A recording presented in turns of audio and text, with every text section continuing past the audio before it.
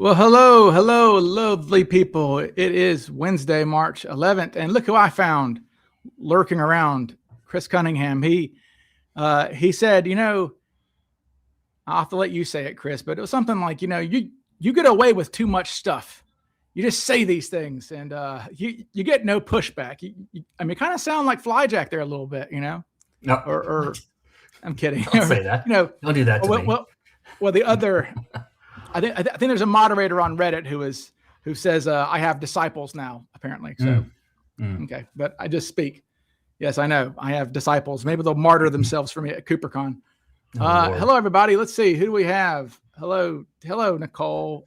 With the Oracle Suite. Jay, Matt. Hello, Chris Brower's in the chat. Hello, Chris Brower. Chris Brower 727. Me and Chris Brower are got some things cooking. Let's see, the return of the Solarama Mafia. That's funny. That's good stuff. Hello, everybody.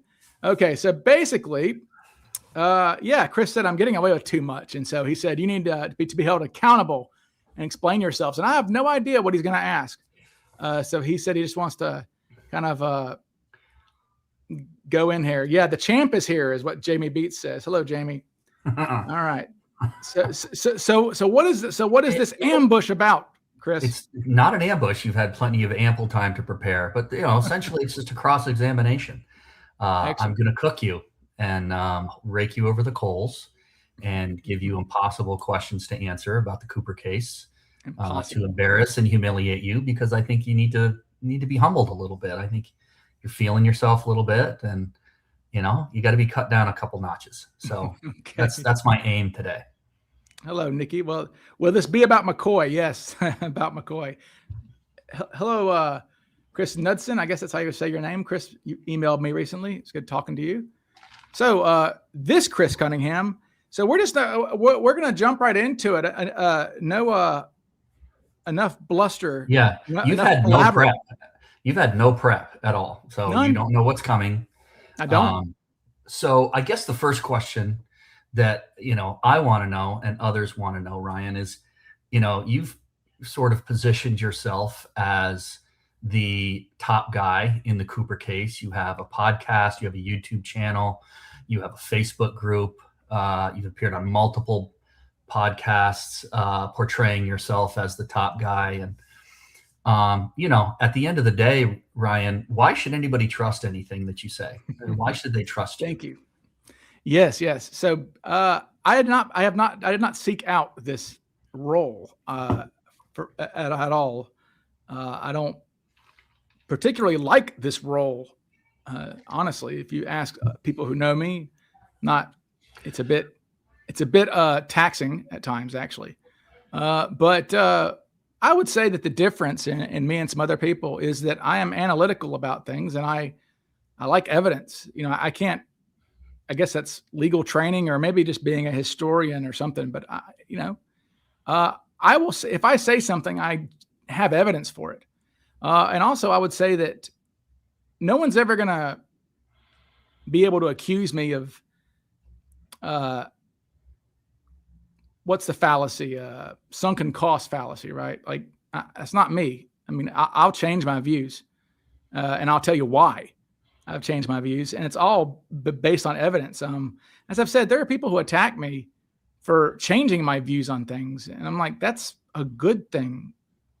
Like that shows that you're willing to adjust, because none of us know shit. That's the bottom line about this. We don't know a damn thing, really. We know, like I said, as you've said before, Chris, like, it's why you found the flight path discussions so obnoxious, because this is like the only thing we have that's basically pretty much concrete. Yeah. Within a quarter mile. But so, I would say that I am trustworthy because I have scruples. So do you find it difficult, because you've sort of described yourself, at least to me, as more of a historian of the case, mm-hmm. rather than a researcher, although obviously you're continuing to research a case. Do you find it difficult to thread the needle between someone who is documenting evidence and acting as sort of a historian of the case, while also having opinions and sharing opinions and making statements about the case in terms of your own personal opinions regarding the case? How do you thread the needle between sort of the objective aspect of being a historian versus the subjective of sharing opinions online and on suspects and theories and those types of things? Wow, that's a good that's a really good question, and you're right. It is kind of a responsibility when you try to. Yeah, that's a really good question, and it's something I have to kind of deal with, because I mean, obviously, I have my own biases, you know, but again, my biases are not based in promoting a suspect or something, right? And that's the difference in a lot of people. It's like, you know, I'll get attacked by some people because I, you know, support composite A more than composite B, and it's like the only people who it's remarkable. The only people who attack me over that position are people who have suspects who more closely resemble composite B, and it's very transparent. They don't act. I mean, and so. I mean, I don't have a suspect I'm grifting. I don't have a suspect I'm pushing, but I mean, I have my own biases, but again, my biases are based on research. And that's not to say that people who have suspects don't have educated biases. I mean, everybody's, you know, but that's a dang good question. I'm not really sure how to answer that, but I guess that's why I have taken a step back consciously from trying to find Cooper. I think there's the answer to your question. I was trying to find Cooper 2 years ago. Hi, Seth. I was trying to find Cooper 2 years ago, 3 years ago, you know, but I'm not trying to find Cooper right now. I have no interest. I mean, I have an interest, but I am not looking for suspects. People will bring me suspects and I'll have an opinion on them. And for example, you know, the guy who was brought to me last year is extremely compelling. And yeah, if I was in a different headspace, I would be all in on researching that guy, but I'm not.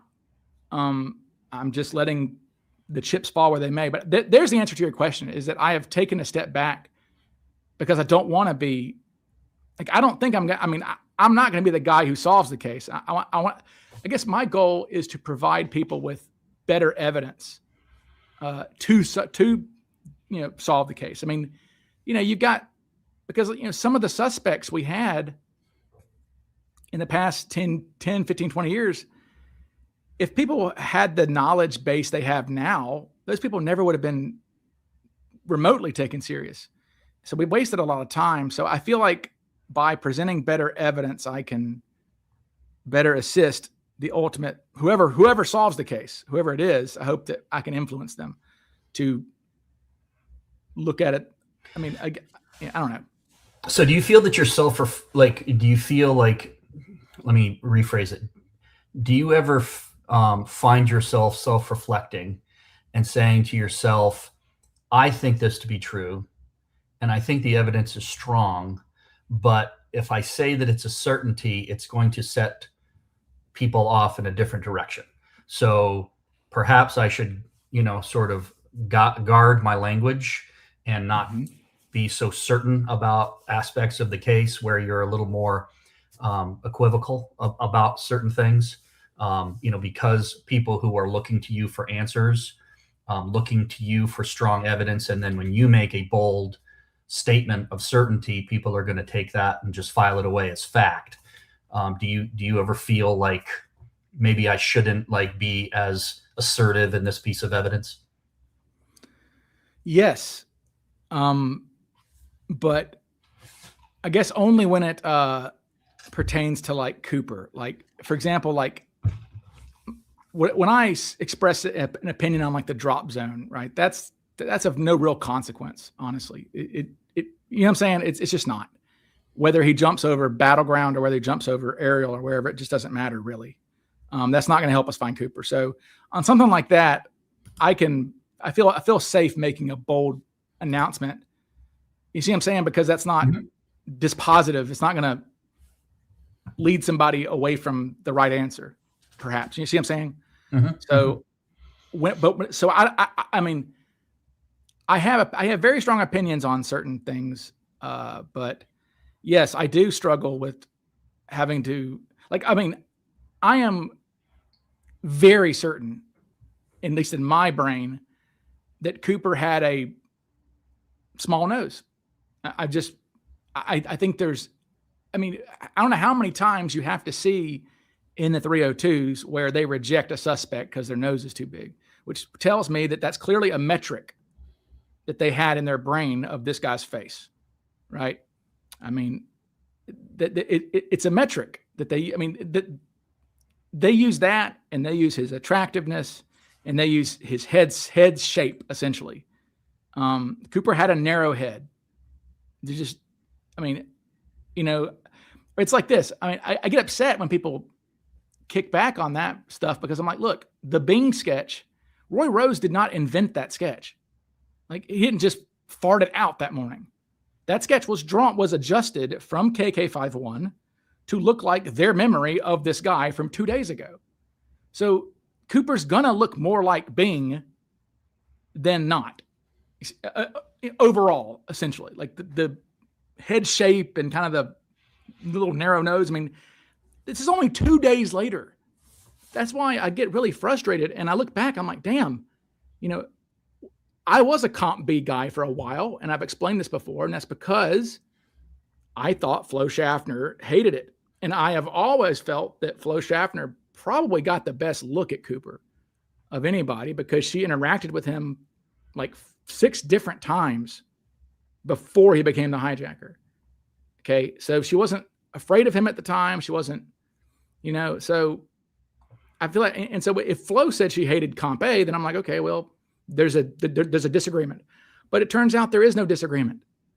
You know, Flo liked Comp A, so it's, you know, and then it starts making sense. And, you know, I go, well, if Comp A is 2 days after the hijacking and Comp B is a year later, like, how could you ever say that Comp B is more accurate, even though they say it, even though yeah, they did say this is a great sketch.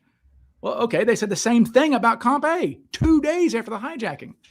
And so I try to be, I am very much of that opinion that Comp B is because I mean, they're different people. They look like different people to me. So I think, you know, I think there's in our society, because you know, obviously I'm a sports fan, you are too, and you know, you turn on ESPN, and it, you know, it used to be when you turned on ESPN, it was stats and facts and numbers and highlights and real analysis, right? And now you turn it on, and it's pardon the interruption, and it's guys yelling at each other, all opinions, all hot takes. You know, just everybody looking for a soundbite that's going to go viral so they get clicks, right? That's just the new, you know, sort of hot take economy that we're in now, and it obviously goes beyond sports. And I think a little bit of that is sort of leaked into the Cooper case a little bit in terms of Cooper media, where you have certain people, I'm not going to name names, who are looking to, you know, go viral, have that soundbite, have that sort of moment where they're going to take this, you know, hot take on the case, this, you know, real, you know, opinion that's going to go somewhere, rather than really digging into the evidence of the case and using critical thinking. And, you know, so, and I think you do a good job of sort of avoiding that kind of hot take, let's see what I can say to go viral. And it's more, you know, but, you know, at the same time, you know, and like you said, it's a responsibility, right? You know, especially someone in your position, you're one of the top guys in the case, if not the top guy. So when you say something, it's going to carry more weight than someone like me, you know. Yeah, there's, you know, so there's a responsibility. So I think, you know, anytime anybody says something in this case, it has different weights. People are going to take it a little differently. So, you know, whether, and it depends on the venue too. If it's said on a podcast versus, you know, the History Channel, somebody says something on the History Channel and it's, you know, or an HBO doc, it's going to carry a lot of weight versus somebody who says something on a podcast episode that gets, you know, 100 views. So, you know, I just, you know, as a, like you said, there's a responsibility there, right? And that's something that that I think any of the top people in the case have to guard against. And there's that hot take economy, like I said, that's difficult. So let's talk a little bit about the investigation itself. Get away a little bit from sort of you and the please and the vortex. So let's talk about the evidence. So what piece of evidence, and there's very few, right? Very few pieces of evidence in the case, unless you want to talk about like, some of his behaviors and choices in the case that you could sort of say is evidence. But what piece of evidence, or what single piece of evidence, is the one that's most understood by the general public? What piece of evidence is most misunderstood? Misunderstood by the general public. Oh, and we're talking about a physical piece of evidence, or just? Could be, or could be anything. Just something. It could be a choice that he made. It could be, anything. Any piece of evidence in this case that you think is most misunderstood by the general public. That he chose the wrong parachute. I would say that that he had. I mean, and that's Larry's. That's a bit of my friend Larry Carr's. As you said, certain people say things on documentaries that get seen by millions, and that becomes the gospel. Or certain grifters will say something on CNN, and then suddenly everybody believes it was McCoy, and I get 15 comments a day on my videos saying this has been solved already. But I would say that I guess the thing that most surprises me is the parachute stuff, that he actually chose the better of the two parachutes. He chose the newer one, the better one. I would say that is I guess I would say that his parachute, God almighty, I hate this guy. I hate Cooper because he's just so difficult, isn't he? Because I want to say his parachute IQ is higher than the average person, but then again, he just asked for parachutes. And like, that seems so, that's like Mac. Mac just says, I want parachutes. He didn't specify. I mean, I always use the analogy of like, if Dom Toretto from, the Fast and the Furious movies, right? Vin Diesel is, hijacking something, and he's like, I need a getaway car. And he just says, I need a getaway car. But they're going to bring him a Mazda truck. 626 or something, dump truck. Yeah. I mean, you know what I'm saying? Like, a person who knows things is probably going to specify, right? I mean, so. Yeah, there's an inordinate amount of contradictions and incongruencies with Cooper. You have one thing that says that he's an expert, and another thing that says he's a rank amateur. So and I just feel like there must be some middle ground there. It's almost like Larry Carr said, he was the type of guy who had just enough knowledge to be a danger to himself and others. So, it sounds like McNally a little bit, honestly. Somebody who had just a little, maybe just did just enough research just to get by, not enough research to be an expert. And that's always been my take as well. But Larry was the one, obviously, that articulated that. Well, and to that end, it kind of, the fact that Cooper said to fly to Mexico City, and it could be total coincidence, but if you were to just look up an encyclopedia of the range of a 727, it basically is fully loaded, fully refueled Seattle to Mexico City. It's 3,500 miles, right? Or whatever it is. Yeah. It's almost the exact distance. And so that kind of makes me wonder, did this guy get this from a damn book? Because, and why didn't he, why didn't he understand that, flaps and gear down were going to kill the fuel efficiency of a plane? I guess the issue, I guess he didn't care could be the answer, because he's jumping out anyway. So it just doesn't matter. It's the same reason why. And I love that soundbite we have now. I mean, thank God for those tapes. We have Radicek now saying, just letting you guys know, I think he's going to be jumping out soon because he didn't bicker with us about refueling stops really. More than, he probably should have bickered with us more if he was still going to be on the plane when we got there. But yeah, I would say the parachutes is a piece of evidence. And I think the biggest misconception of all is where he jumps out. Like, okay, yeah, that terrain can be ugly for sure. But again, as I keep saying in my videos, if you're 20 minutes from a city big enough to have an NBA team in 1971, you're not in the wilderness.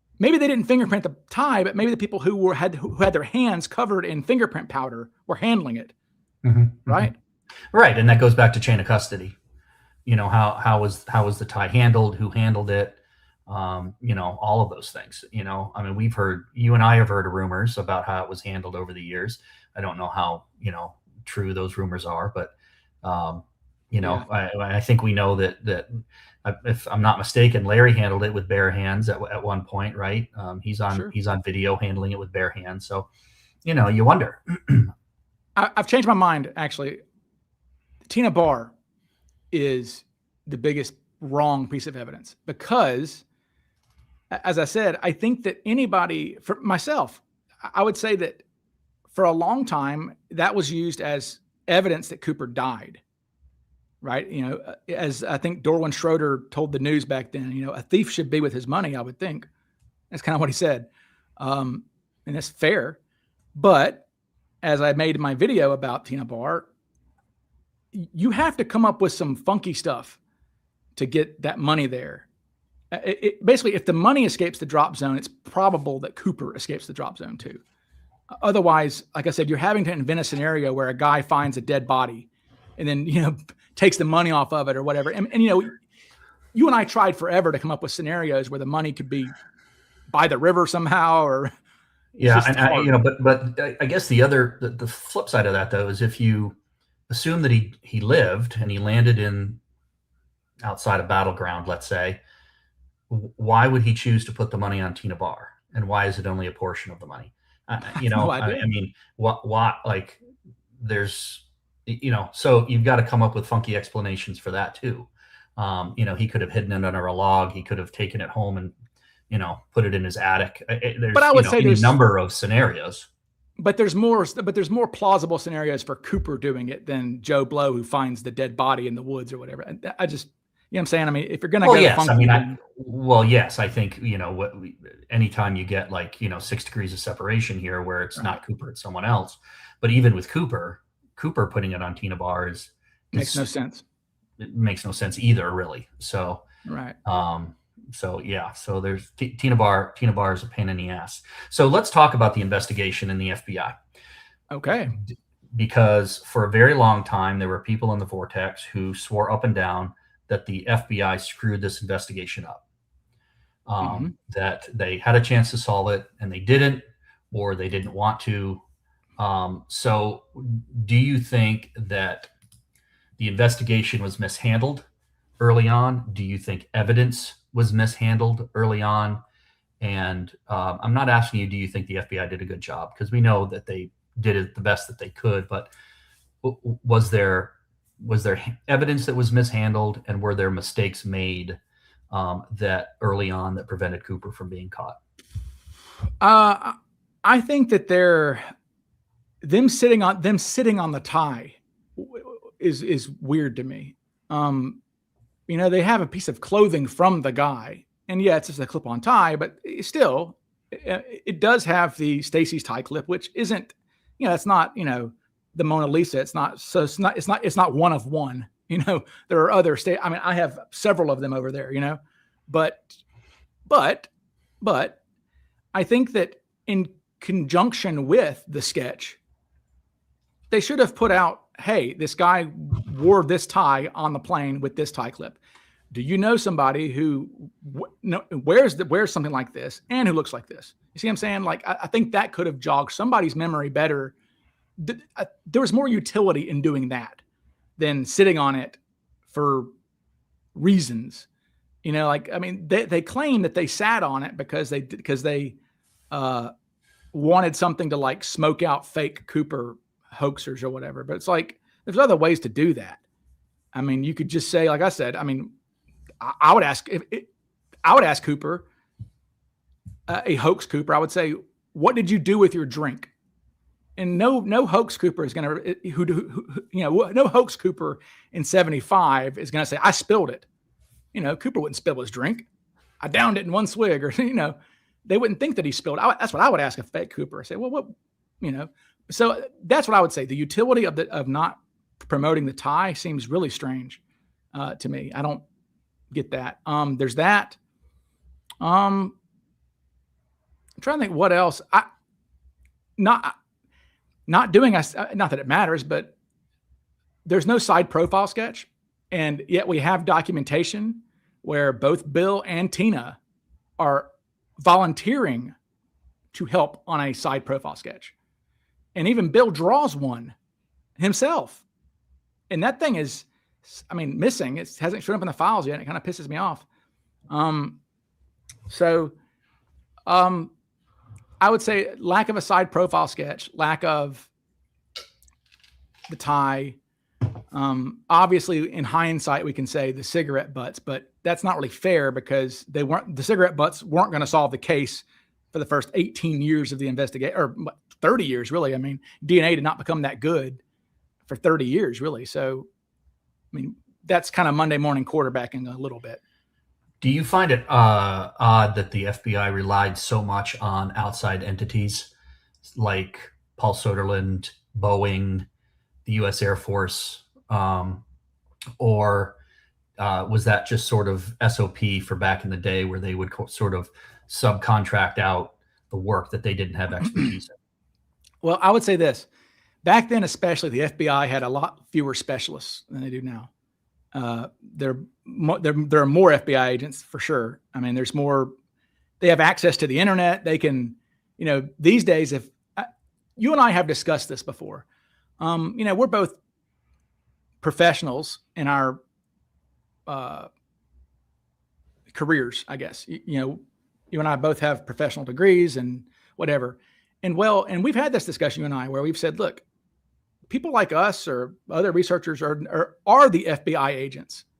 Basically, we're doing nothing different than they were, really.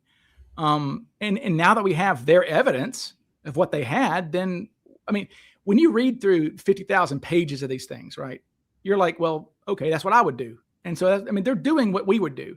And, back then, especially, FBI agents were almost entirely lawyers or accountants. Like J. Edgar Hoover, while he was alive, that changed after he died, but he was in charge of everything. He micromanaged the hell. I think that's one of the things that shocked me the most. Talking to John Detler is you see a lot in the files. You'll see like the subject. You'll see subject, and you'll see like to and from, right? The 302s, and I say to Seattle from the director. And like I always assumed that was just like, some bureaucrats in the director's office. And Detler's like, no, that's the boss. That's Hoover himself. And I said, so when I have a thing, I said, I have a 302 that says Norjack should be changed from Norjack to Norjak, the director. I'm like, so that was J. Edgar Hoover saying, I want you to spell it this way. He goes, 100%. That was the man himself. And I was like, okay. He said he would call us even. I was like, whoa. So he was very hands-on. So he hired accountants and attorneys. That was his thing. It was just kind of almost every FBI agent, almost all of them. If you read every background of every FBI agent at the time period, almost all of them were not law enforcement. Well, I think Hoover originally envisioned the FBI not as a federal police force, but as professional investigators. That's why they don't wear police uniforms. They wear suit and ties. Right. So when the FBI was formally created, that was sort of what Hoover envisioned the FBI as, is not a federal police force of uniformed cops, but actual professional investigators and, like a lawyer, like an accountant, who are going to go out there with a suit and tie and do a businessman's job of law enforcement, rather than sort of, the guy with the uniform and a badge and a cap and a pistol on his side. So I think that was sort of well, and to answer your question, as I said, I started out saying you and I have had this discussion about we're just basically, there's no difference in us and them, really. Obviously they had some training that we don't have, but you and I wouldn't know a damn thing about Boeing 727s or, flight path reconstructions. We've asked people from all walks of life. We've tracked down people who, we want to talk to because we don't know, right? So, and that's what they did. That's exactly what they did. Because again, there was nobody in house who knew anything about parachutes. That just wasn't. I mean, the closest they came were guys like Himmelsbach, who were pilots in the war or whatever. Like every now and then you'd get a guy who's like, oh, and you'll see that in the 302s. They'll say, oh yeah, Himmelsbach, S.A. Himmelsbach is a pilot, and he did, It's like, but they had to outsource everything, and so when people, do you think that was a detriment to the case? No, because what else were they going to do? I mean, no, you're seeking out the best. You're assuming that they're the best, but I mean, if the subcontractor comes back with invalid information or misleading information, and that's what you assume is correct, then that's going to set the investigation off in a different direction, right? Well, I guess I would say that if we could dig into this, I mean,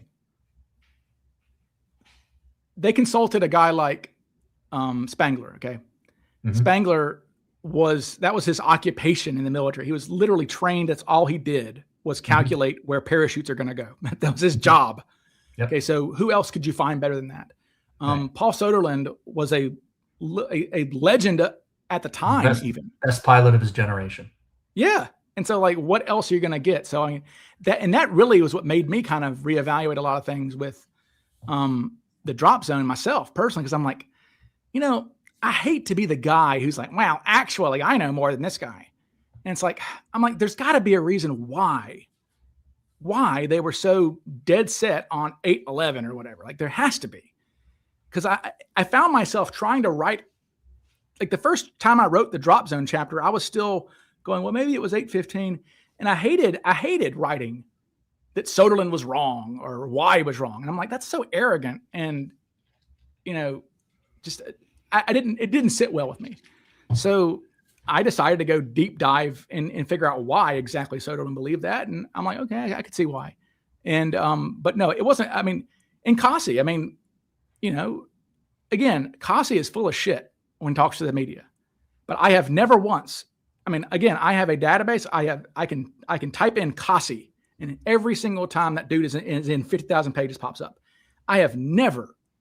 And I'm sure another guy like some like Flyjack, who also is an obsessive about the 302s, would agree with me, even though he thinks Kasi's a big liar, and he's a big liar. But never does Kasi lie to the FBI. I've never seen lying to the FBI. I mean, Kasi's smart enough to know that lying to the FBI is a crime. Yeah. The only dodgy thing lying to the media and lying to Cooper investigators, amateur investigators, is, that's the kind of stuff he got off on, is screwing. Yeah, and he did lie one time, but now again, it's not in the 302s, but we know he lies to Larry Carr. He feeds Larry Carr a load of bullshit. But honestly, part of me makes me wonder if because he's talking to Larry Carr 35 years later. Like part of me starts to wonder if like his own doesn't brain know what's true and what's not. Yeah, I'm serious. Like I that is a thing. False memories are very real. Yeah. We encountered that talking to. I mean, look at Bill Radicek's. Hell, I mean, I don't know what percentage, but like that video of Radicek's interview on YouTube where he's talking for 2 hours.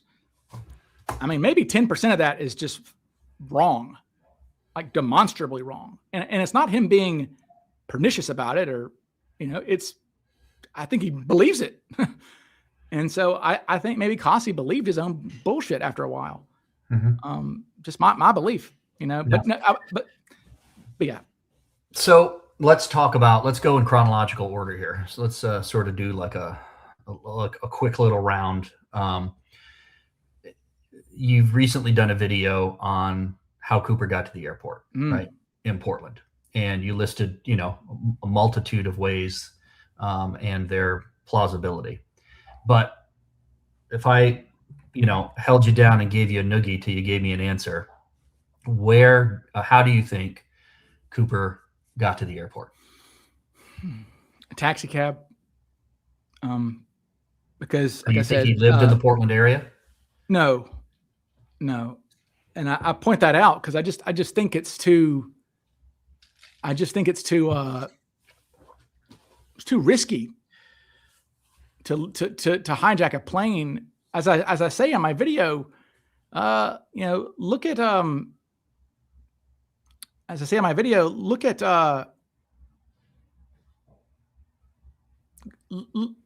think of yourself going to the airport. How many times do you see somebody that you know at the airport? Even if you don't know them, you know of them or who they are. You know, I mean, don't go say hey to them or whatever, but like, you know, you know of them at least, right? And so I mean, I would say it's like, I mean, look, McNally was spotted in St. Louis by a guy he served in the Navy with. I mean, holy crap. I mean, you know, that is, so I just think you're really taking a big risk. And again, I mean, literally somebody could have been on that plane. Like say things went sideways and the passengers were aware. Somebody been like, oh my God, that's Steve. That guy lived down the road from me. Like, I mean, that's an actual possibility. You know. So if he didn't live in the Portland area, did he live in the Pacific Northwest? Yeah, I mean, or at least I think he lived in the Western time zone. How about that? I don't know if it was the Northwest. I would say he lived in the area. So if he wasn't local to Portland, then you have to assume that he arrived days, hours before he got in that taxi cab and went to the airport, right? So if he did that, let's say he arrived 24 hours before he walked into the Portland airport, okay? Presumably, you know, where would he get his, you know, would he have a change of clothes? He didn't seem like he had a bunch of luggage. No. So, you know, he had a briefcase that seemed to only hold the bomb, and then a small department store bag that didn't seem filled to the brim by all accounts. Which was probably in the briefcase, in my opinion, already. Yeah. So I guess what I'm saying is, if you're going to travel to Portland, you would presumably have some type of luggage. Sure. You know, to be able, even if you're going to stay a day, you know, you need to shave, you need, you know, unless you're going to be wearing the same clothes, you know, again. It's but back at the motel though. It could be, you know, that's what I mean, here's what I would say, Chris, is I would say that I've actually tried, and that's why I have an old podcast episode. I hope people go back and look at it. I remember that one. I know which one you're talking about. Yeah. It's like step into Cooper's mind. Because like I had a weird like awakening, I guess, when I actually like tried to meditate and literally like just sit there and pretend I am going to do this in 1971. I'm going to do this. Ryan Burns is going to go hijack a plane and jump out and whatever. Because I mean, there's a name for that. Bruce has done that. What's that called?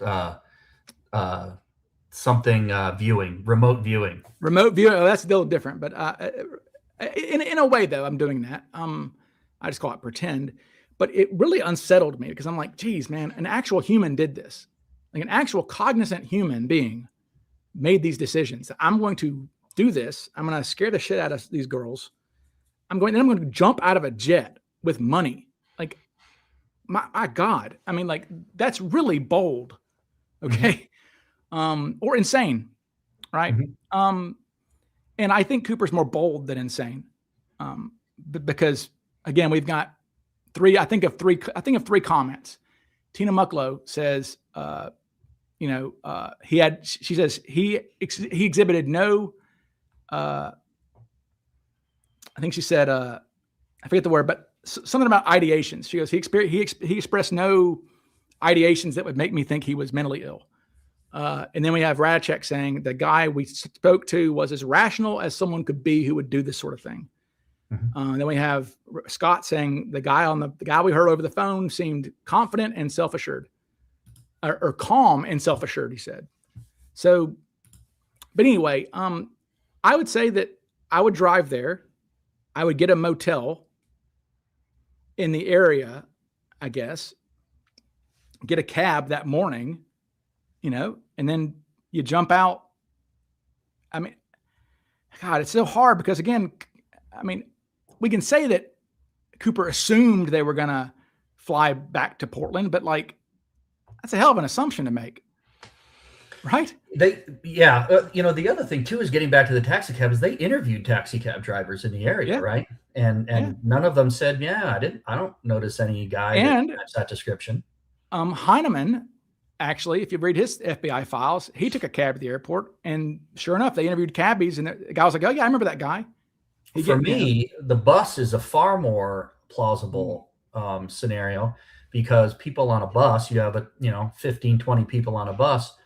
Bus driver's not clocking who's on that bus, in my mind. So, I don't know if those buses back then had entrances in the middle of the bus. You know how nowadays you can sort of the doors on the side of the bus rather than you walk right past the bus driver.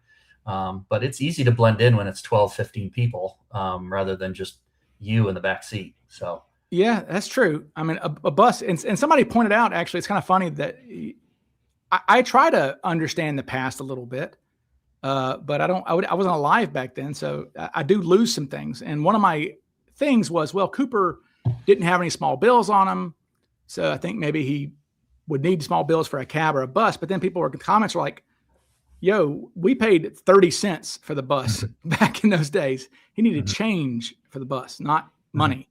I was like, okay, that makes sense. There's my animation of Cooper coming off the bus. I think, again, plausible, right? And you can take a bus from anywhere. I mean, theoretically, you could get on a bus and, LA, Kalamazoo and take a bus to Portland. Yeah, that's right. He could have taken the bus the entire way.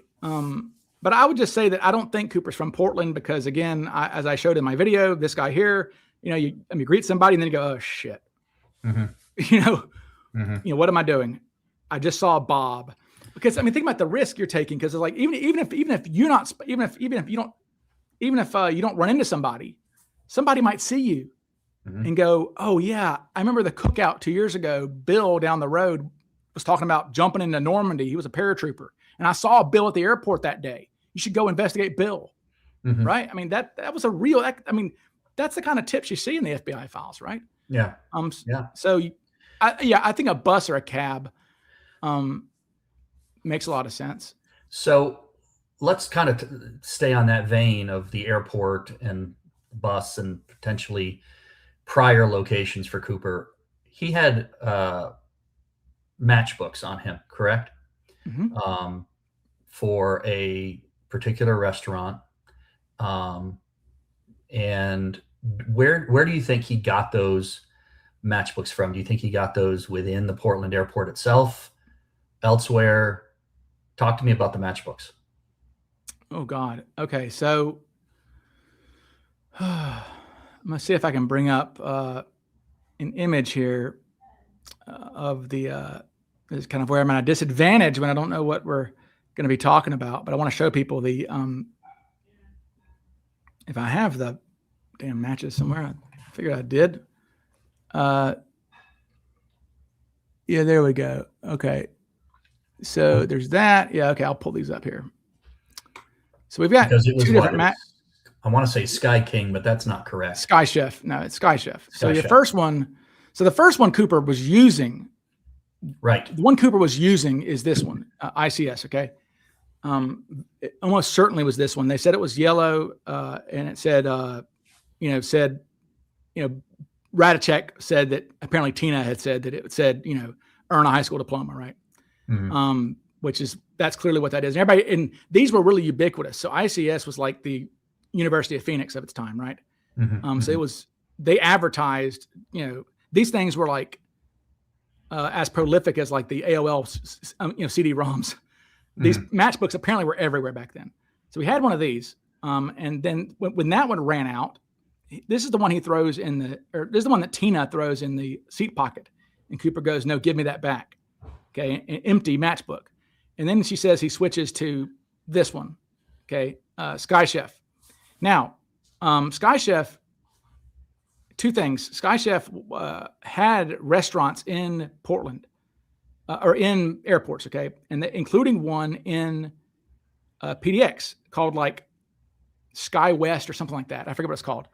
Brower found it, but there was one in PDX, a Sky Chef restaurant, okay.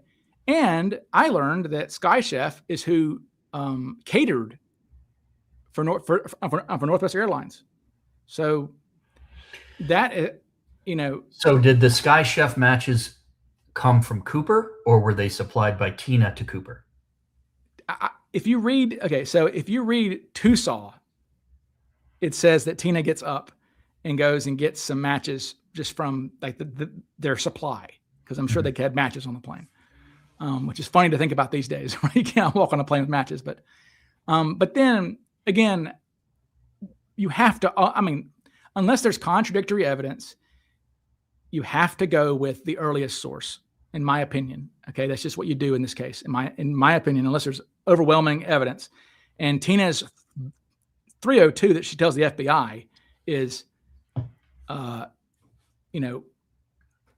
when the matchbook ran out, I put it away. He told me to give it back. Then she says he produced a blue matchbook that said Sky Chef or whatever, So, again, it would really benefit the FBI if they audio recorded these interviews. But Tina indicates that he had it. We know that. Yeah, that goes. Yeah, exactly. But actually, I'm meeting with the FBI on Friday for one of my cases. Good times. Anyways, and there will be no audio recording still, by the way, at that interview. So Sky Chef. Yes. So he could have gotten the ICS matchbooks from anywhere, drugstore, a newsstand, any place like that, it couldn't gotten those, probably handed out for free. Right. They were. Oh yeah. So, and the Sky Chef matches, you assume he got in the airport. Maybe. I mean, look, so Lisney says that Cooper bought his ticket at noon. He says around noon, Cooper buys the ticket. Well, they don't board until what, 2:40 or something like that? I mean, 2:30, 2:40. Yeah. So Cooper, I believe that's right. Because isn't that right? Yeah. Here I am. I'm like the expert, I guess. I don't know, but I'm pretty sure. Yeah. They don't board until like 2:40 or whatever. You look that up on your thing there. But Cooper's at the airport at noon. I'm pretty sure that that is 2:45 is when they board, and okay. I have that he actually purchases the ticket at 2 p.m. At 2 p.m. Okay, I'm wrong on that. That's don't listen to me, folks. I'm an idiot. Let me see it. Yeah. Lisney says you're right. Lisney says at approximately 2 p.m. a white male came up to me in regular rotation in a long line of customers and said something to the effect of, "Can I get on your flight to Seattle?" I noticed no nervousness or fidgeting. I asked if he wanted one-way coach, and he said yes. The white male then paid, but plausibly he could have had lunch at noon at the Sky Chef restaurant, grabbed a box of matches on the way out, pack of matches, and headed to go buy his ticket, right? Or just, I mean, he could have gone and, I would imagine that matches were just laying around. He wouldn't even have to eat in the airport, in Sky Chef, or get a drink. He could just, I need some more matches. And Chris Brower is a really good resource when it comes to the PDX airport. In terms of its layout and where the terminals were and everything. He's provided me a bunch of maps and design, all kinds of stuff. So I'm wondering where the Sky Chef restaurant was in proximity to the ticket counter. Yeah, I've got that somewhere. If it was it down the hall? Was it kind of around the way? I know PDX wasn't that big back in the day, so maybe it's just sort of an irrelevant piece of information. I'm curious to know where that restaurant was. I remember. Yeah, it stinks because I had a hard drive crash. I was trying to update my computer to update my graphics to be able to make all these AI things, and I had a crash and I lost so much of Cooper stuff. I was like, no, this was recent. I was devastated. How does that happen these days? I know. And I was like, I backed up a lot of stuff for my book, obviously, but like a lot of stuff was not backed up. See, I put everything on Google Drive. Wait a second. Time out. Bud Green Jeans. The sleuth gets really vague when it comes to the FBI files, especially about McCoy's trip to Vegas. What are you talking about? We're getting there, buddy. What are you talking about? Put a pin in that one, bud. Okay, but so but here's the thing. Cooper is a smoker, a heavy smoker. He runs out. So clearly the ICS matchbook, he runs out after who knows how many cigarettes. I mean, you know, him and Tina smoke total 8 cigarettes. So who knows when, but he runs out pretty quickly. I mean, it seems like. So a smoker's going to have more matches with him than just one little matchbook, I would think. So it almost, but it is Sky Chef. That is an airport thing. So I think that's why some people might think he might have flown in from somewhere else that day. But as I said in the video, the problem with that is if you fly in and you jump, why do you jump out where your connecting flight was? You know, like that's kind of silly, right? Yeah, and I think air crews would have been like, oh yeah, I remember that guy. You know, I remember a guy that looked like that. I mean, obviously the DB Cooper case was, you know, the top on everybody's mind, especially people in the airline industry. So, all right, so I'm gonna see about this. We'll get there, but I am basically being called a liar by somebody in the chat about the gas receipts. He is saying that there was no gas, that there was no timestamps on the gas that that McCoy purchased on his way to Vegas, and that is just that's not true. There absolutely are. And I'll have to find that. Dadgummit, my stupid files are gone. But well, let's yeah, go ahead, move on. I was gonna wait for that later, but we can jump right into it. So, you know, obviously Richard Floyd McCoy is when you make an entry into this case, that's the person that you're immediately attracted to as a suspect. Sure. And then you spend some time and learn a bit more about the case and use some critical thinking skills, and you learn pretty quickly that he's not the guy. Why isn't Richard McCoy DB Cooper? God. What's the evidence against him? Lay it out. The evidence for him. Okay. Okay. You're saying what is the evidence against him? Yeah. I mean, why isn't McCoy DB Cooper? Because a lot of people think that he is. So debunk McCoy in the next 90 seconds. Oh God. I need to do like an Animaniacs. And I know I can write a song I can sing. I would say that number one, all 10 eyewitnesses said it wasn't him. Okay. Cooper is not wearing any disguises that we can tell. Okay. So he's not wearing any disguises that we can tell.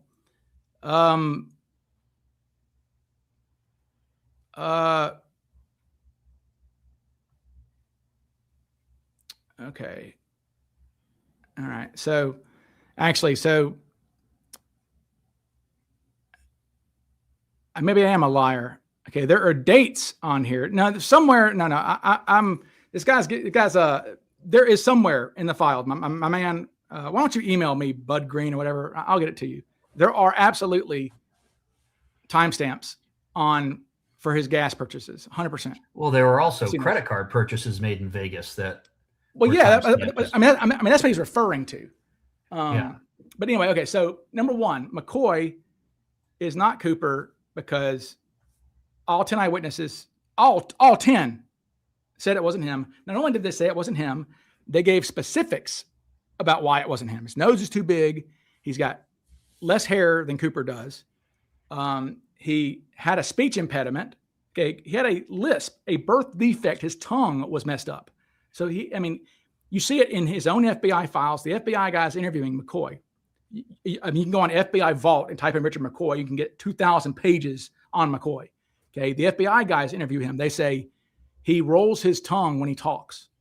He has a weird affectation. Okay. They say that. Then we've got McCoy's own pilots telling the FBI that night after he jumps out when they land in their 302, we think he may have been disguising his voice. No, that's just the way he talked. Okay. He had a weird voice. Dennis Lisney says Cooper has a pleasant voice.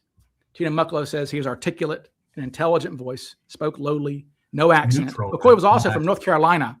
He's a hick. He's like from the sticks of North Carolina. So I have no doubt he had a Southern accent too. Okay. So he had his lisp. He was nervous as hell. Okay. So nervous he left his ransom note in the terminal. Okay. and some guy came on the plane saying, "Did somebody leave an envelope?" Which doesn't sound like behavior of a guy who had already pulled this off once before. No, of course not. Yes. Of course not. Number 5 or number million, he is seen by multiple people the next morning at 10 a.m.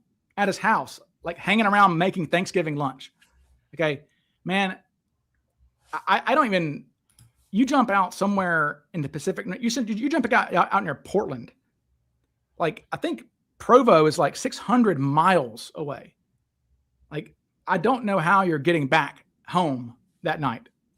I don't see how, 8 p.m. to 10 p.m. What is that? 12 hours or whatever, or 14 hours. It's a long way to go, man, in 14 hours back then, especially.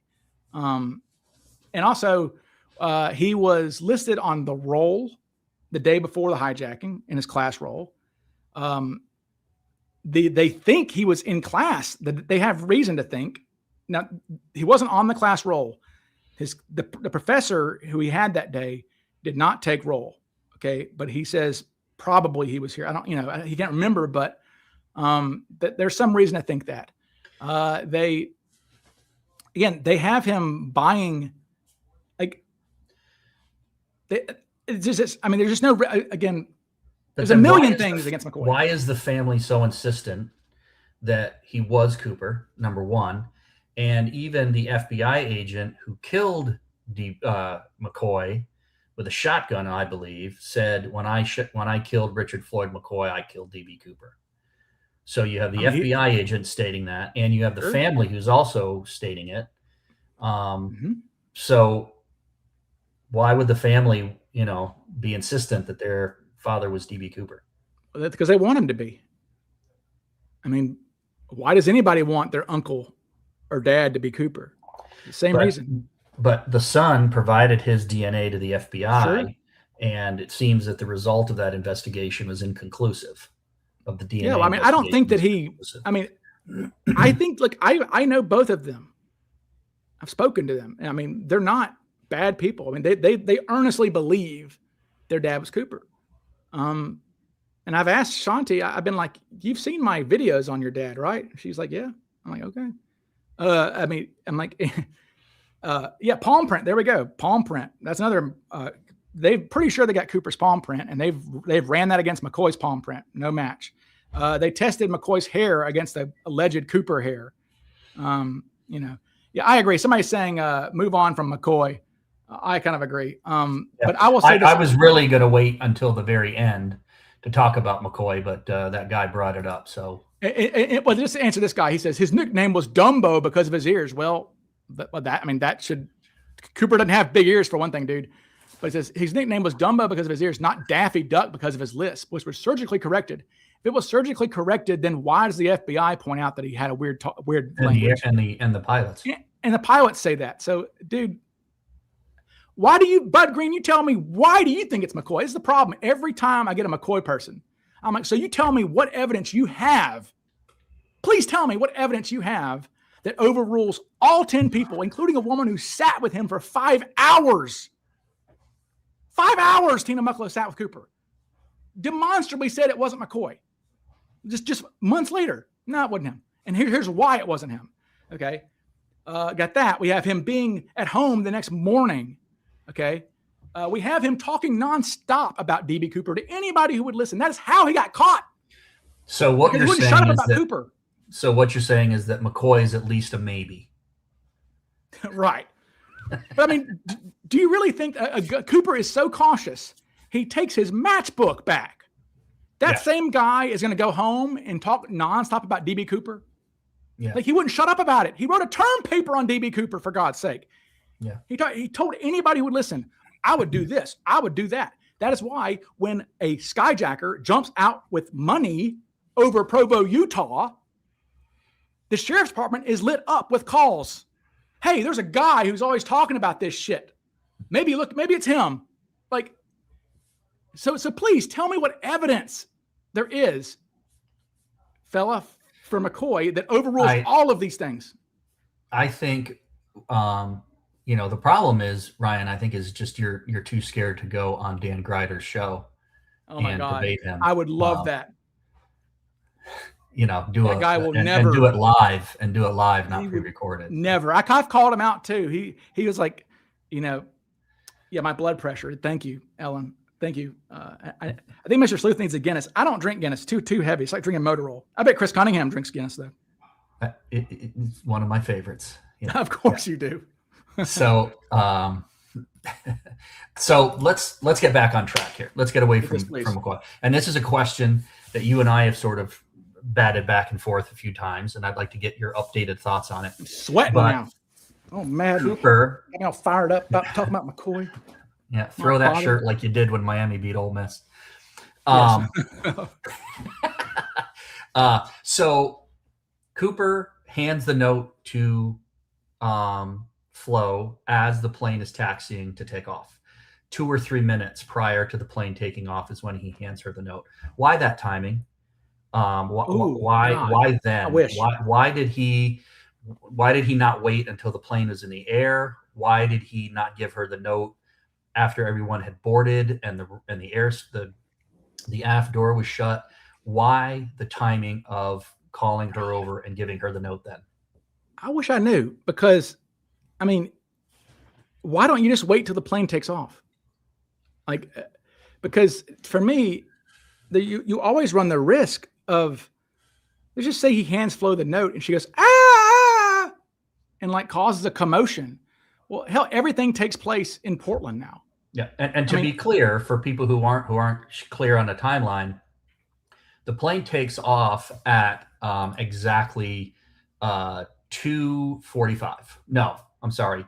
2:58 is when the plane takes off from Portland. 2:58. Approximately 2:55 is when he hands her the note. So 2 or 3 minutes prior to the plane actually taking off is when he hands her the note. So that's sort of the timeline there. So why wait until 2 or 3 minutes prior to takeoff? Why not just wait until takeoff? I don't know. I mean, maybe he. Oh, God, Do you think that he was actually intending to hijack the plane in Portland, on the ground in Portland? Well, it's interesting, remember, because he is pretty upset that Flo isn't reading the note right away. She takes some time before she reads the note. She's like, hey, lady. So maybe he did. I don't know though. But so what would if he wants to go to Seattle all along, and it sounds like he did. Why? What evidence is there that he wanted to go to Seattle? Because that's where the plane was going. I mean, right. But if he hijacked it on the ground, Portland or Seattle really is irrelevant in terms of his plan. Yeah, I know. I guess so. It's hard, man. That is a really, that's the question I struggle with. I don't get it. Why he does. Theoretically, he could ask for, 4 parachutes and have the plane all of the things that he asked for in Seattle in Portland. The leg to Seattle is sort of extraneous. Wouldn't you agree? In terms of his plan? Well, I mean, here's the thing. Although to sort of be devil's advocate against myself, is that in the air you are sort of protected, right? So when he's giving these demands and doing all of these things, he's in the air. The FBI can't get at him. Whereas on the ground, he's much more vulnerable to capture and all of those types of things. Oh yeah. And that's why he was very insistent when he landed in Seattle. I want the plane refueled right away, and let's get the show on the road. And it was through various follies that it took so long to refuel the plane. But he wanted to basically touch and go in Seattle because he knew how vulnerable he was on the ground. So I think that's perhaps one piece of evidence that he wanted the plane in the air when he hijacked. Yeah, I mean, if the plane had if the refueling kerfluffle hadn't happened, I mean, they could have taken off 6:15 or something. I mean, they could have literally been on the ground for 20, 30 minutes. And yeah, you're right. That is exactly why Cooper. And that is a weird thing. You don't see that too often with hijackers, the copycats. They'll land and then sit on the ground for a while, and for a long time. And that's where you're most vulnerable, obviously. Yeah. Yep. And that's where a lot of them got killed. And, and so Cooper, and that's why Cooper's freaking out about, let's get off the ground. Come on. Because like he's vulnerable. Like you said, he's very vulnerable. And, we could have said, I guess if Flo had panicked, he could have, he has a bomb. He could still say, okay, we'll fly to Seattle, take off. But what if she passes out? And what if she faints? What if she's so overcome with shock and emotion that she simply faints, and then there's a whole, everybody's jump up. Oh my God, what's the matter with her? And and he's standing, what's he do at that point? Does he try to go through with it? Does he not? So I think he's taking a little bit of a risk by doing it before the plane is in the air. Yeah. God, that's, I think that didn't you reenact that with your daughters to get the timing down? I did. For how long it would take? I think it was 2 or 3 minutes. Yeah. Yeah. And so, it would be so. In fact, he's the only guy I know. McCoy, okay, let's just say of the canonical 6, I call them. McCoy begins the hijacking when they bust him. Again, not Cooper, Bud Green Jeans. McCoy is so obviously a hijacker that they spot him before he becomes the hijacker, and they fake a mechanical difficulty. They call down, they take off from Denver, and they're like, this guy is obviously a hijacker. And they call they call down to the ground saying, look, we're pretty sure we have a hijacker on board. We're going to divert to Grand Junction and have the FBI and have law enforcement there waiting for us. And the pilot gets on the horn and goes, we're going to we have a mechanical difficulty, and we're going to land in Grand Junction. It won't be long there. McCoy hears that and goes, oh shit. And that's when he begins the hijacking. Yeah, he gets up and does it. And so McNally began the hijacking when they were about to land. They were approaching Tulsa, which is where because it took him, he was nervous. And they took off from St. Louis. And it took him all the way to Tulsa to get to pump his nuts up, to quote him directly. Melvin Fisher was I don't have any of them who, although there's one. Hetty is a outlier because Hetty never buys a ticket. Hetty jumps a gate at the airport and runs onto a plane that is deboarding. So he's beginning it on the ground. But yeah, most of them. Yes, Bud Green Jeans, the pilots mentioned his lisp. Did you not hear me? He's saying, did anyone in McCoy's hijack mention his lisp? Yeah, they did. They said he had a weird ass voice and they think it was disguising his voice. Hey, I'm totally unsurprised that we have a McCoy sycophant in the chat, hijacking the show. Again, please, for the love of God, someone tell me any piece of evidence you have in favor of McCoy that cannot be easily shit upon. Anyway. So yeah, the timing of that has always been curious to me. It's one more piece of evidence that Cooper is almost flying. Honestly, I don't think Cooper's a mastermind. He seems to be flying off the seat of his pants a little bit. And honestly, that means there's parts of his plans that are well thought out. Yes. And then there are parts of his plans that seem completely improvised on the fly. So I'm not sure what that indicates about him, but I think it's just another example of the contradictions. Okay, this is funny. Somebody just said it was McCoy because, and he says, okay, Ryan, now that I have your attention, wouldn't it have been still light out if Cooper had been delayed? No, it was dark when they landed. It gets dark. It gets sunset was dark when they landed. Sunset, I believe, was 4:48 that day in Seattle. Oh my God. 4:48. Bro, Bud Green Jeans, those receipts show him fueling up in Provo. Then they show him fueling up in Nevada. Then they show him that night fueling up in freaking Las Vegas. We can literally trace him. He's just trolling. He's trolling. Yeah, he's trolling. So let's kind of along that same line of why did Cooper, choose to hand the note to Flo at that point? Why did he choose Flight 305 at all? There were certainly other 727s, that other flights, other routes that he could have chosen from, assuming that he's got the pick of the litter nationally. So why flight 305? What was specific or particular about that particular flight? I know that Cooper said it was the right time, the right place. Here we go. And this is why you're going to get bounced, Bud Green Jeans.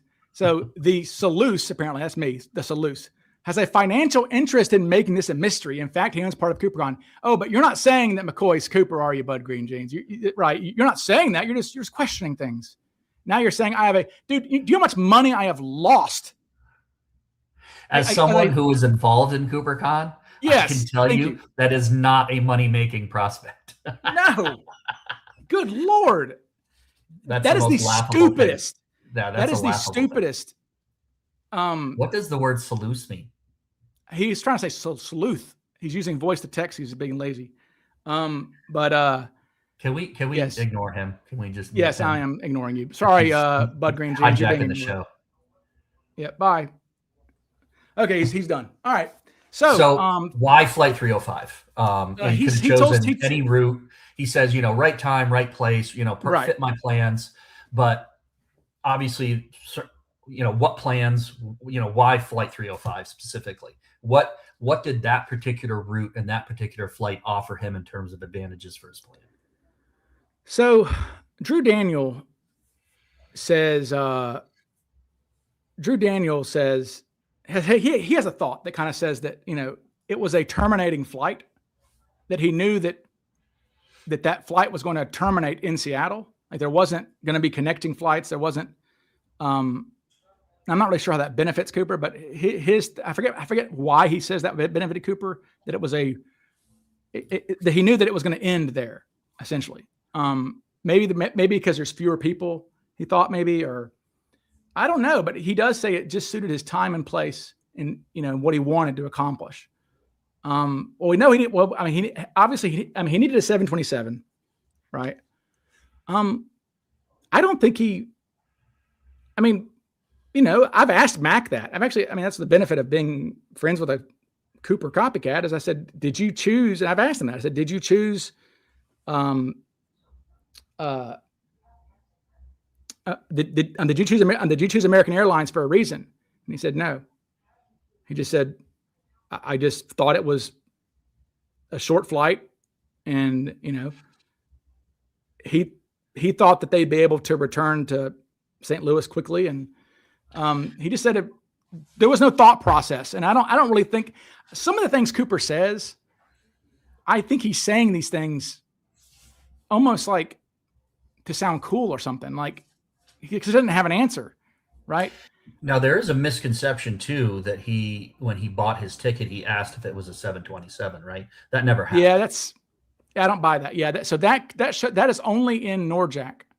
I think that Dennis Lisney would have mentioned that, right, in his first 3. Remember, Dennis Lisney is interviewed mere hours after Sunday. Lisney is interviewed during the hijacking, like as it's going on. Because they're like, okay, the FBI in Portland, like, okay, who sold him his ticket? Who was the ticket agent? Let's get that now. I'm pretty sure Hal Williams, honestly. So they've got, I'm trying to remember, it's in the, it's in your notes somewhere, but at some point, they get the passenger manifest from, at least their very first names they get are the Portland people on the plane. Because obviously what they did is they go to the boarding gate, and they said, okay, give us the boarding passes of everybody who boarded that plane, right? So the initial list that is given to the FBI is only Portland people who bought the ticket, because that's the first thing they got was, the boarding passes. And that's why I think that it's kind of hard to explain maybe, but like that's why I think that so Bill thinks he was the last to board, and I'm pretty sure he was. And I believe Flo maybe says that Cooper was like second to last to board. I think she says, and that's what I've heard, is second to last. Yeah. Yeah. And I think that's right, because if you look at the list that the FBI made of the Portland people on the plane, it begins Bill Mitchell, Cooper, So it makes me think that, like, they were handed a stack of boarding passes and just wrote down those names and remember, the boarding passes would be in reverse order. Reverse order, right? Yeah. Yeah. The most recent one given would be at the top. So I think that's why. I think that kind of confirms that Cooper boarded there. But I think that, go ahead. So if we assume that Cooper was a resident of the West Coast, right? Pacific Northwest, West Coast, California, Oregon, Washington, Idaho, maybe. It would seem, if we make that assumption, and that's just an assumption, we don't really know, but if we make that assumption, then that would seem to limit his options in terms of what he was looking for. If he was in fact looking for a terminating flight, maybe the fact that it was a short jog, it wasn't a long flight, it was a short one. But again, like you mentioned, if Seattle, obviously he had Seattle in mind because he's looking for a flight that has enough range, Seattle to Mexico City, that exhausts the fuel, right? Or gets as close to the fuel capabilities as possible. So it seems that he had Seattle in mind all along. I guess I'm wondering is how many flights are there analogous to Flight 305 that'd be something to research in the country? And I don't know the answer to that, but is there a similar flight in Maine? Is there a similar flight in Georgia at that time? Well, so are there analogous flights to Flight 305? What made 305 special in terms of his plane? Okay, so let's think about this. All right, so Mac, I think one thing to think about is the distance. Okay, so I did some math on this, and for example, okay, LaPointe was living in Denver at the time, and he hijacks in Vegas. Okay, that's like 500 miles away or whatever. McCoy is in Provo, and he hijacks in Denver. It's also like 500, 600 miles away. It's like the same distance.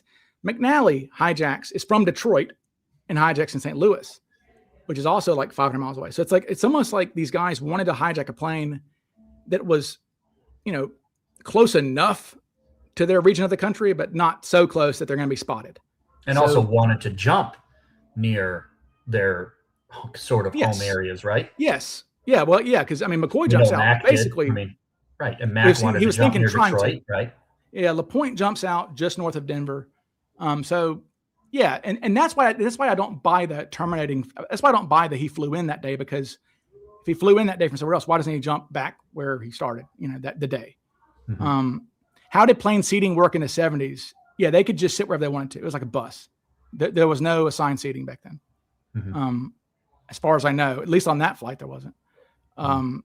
So, God, man, that is a hard question. You are asking the hard questions that, like, you're asking the questions that we really just have no freaking clue about. Because, well, here's a question I think that you should be able to answer because it's timely. It came up in the Facebook groups recently, and that's about the bomb. And the multiple wires, single wire, all those kinds of things. So take some time and describe the bomb to us. What did the bomb look like? What was it made of? Okay. Or the presumed bomb? We don't know if it was real or not. We've got a really good description from Tina Mucklow that is backed up by Flo Schaffner that night as well. So we have we have Tina describing the bomb while Cooper is still on the plane. Okay, she's describing the bomb on the radio. It's her voice, and that's why if we can get more of those tapes, that's something else. I'm kind of like, if we can get more of those tapes from that lady, it'd be really cool if we could actually hear Tina talking, and we will if that part is on there. But Tina described it. She goes, it was 6 dynamite sticks. Or was it 8 or 6? 8 or 6? I believe it's 8. 8, yes, 8 sticks, yes. 8 sticks, 4 on top of 4. So 4 on top of 4, And she said there was a wire that was basically inside the bundle. Now, that could have been a blasting cap, dynamite, you shove it into the actual stick, right? So it could have been that. Or she just says, okay.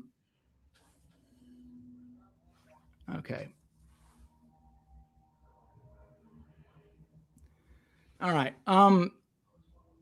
So the 8 sticks of dynamite. I'm sorry. That troll came back. Anyway, all right. So I had to ban him. I'm sorry. I've never banned anybody, but that guy's clearly a troll. Anyway, 86 dynamite with a wire in it, and then it was connected to well, actually, it wasn't connected. There was just a D cell battery just sitting there, which are these like circular, tall. You don't see them much anymore, but there's these old dry cell batteries. Mark Meltzer described it perfectly, and I was like, oh yeah, that's got to be it. That, like, I wish I had the photo, but like basically they are these batteries that. Well, here's my stupid little toy mock-up here, but yeah, it's like a battery like that. Okay, now I've got 2 wires. This is my old animation.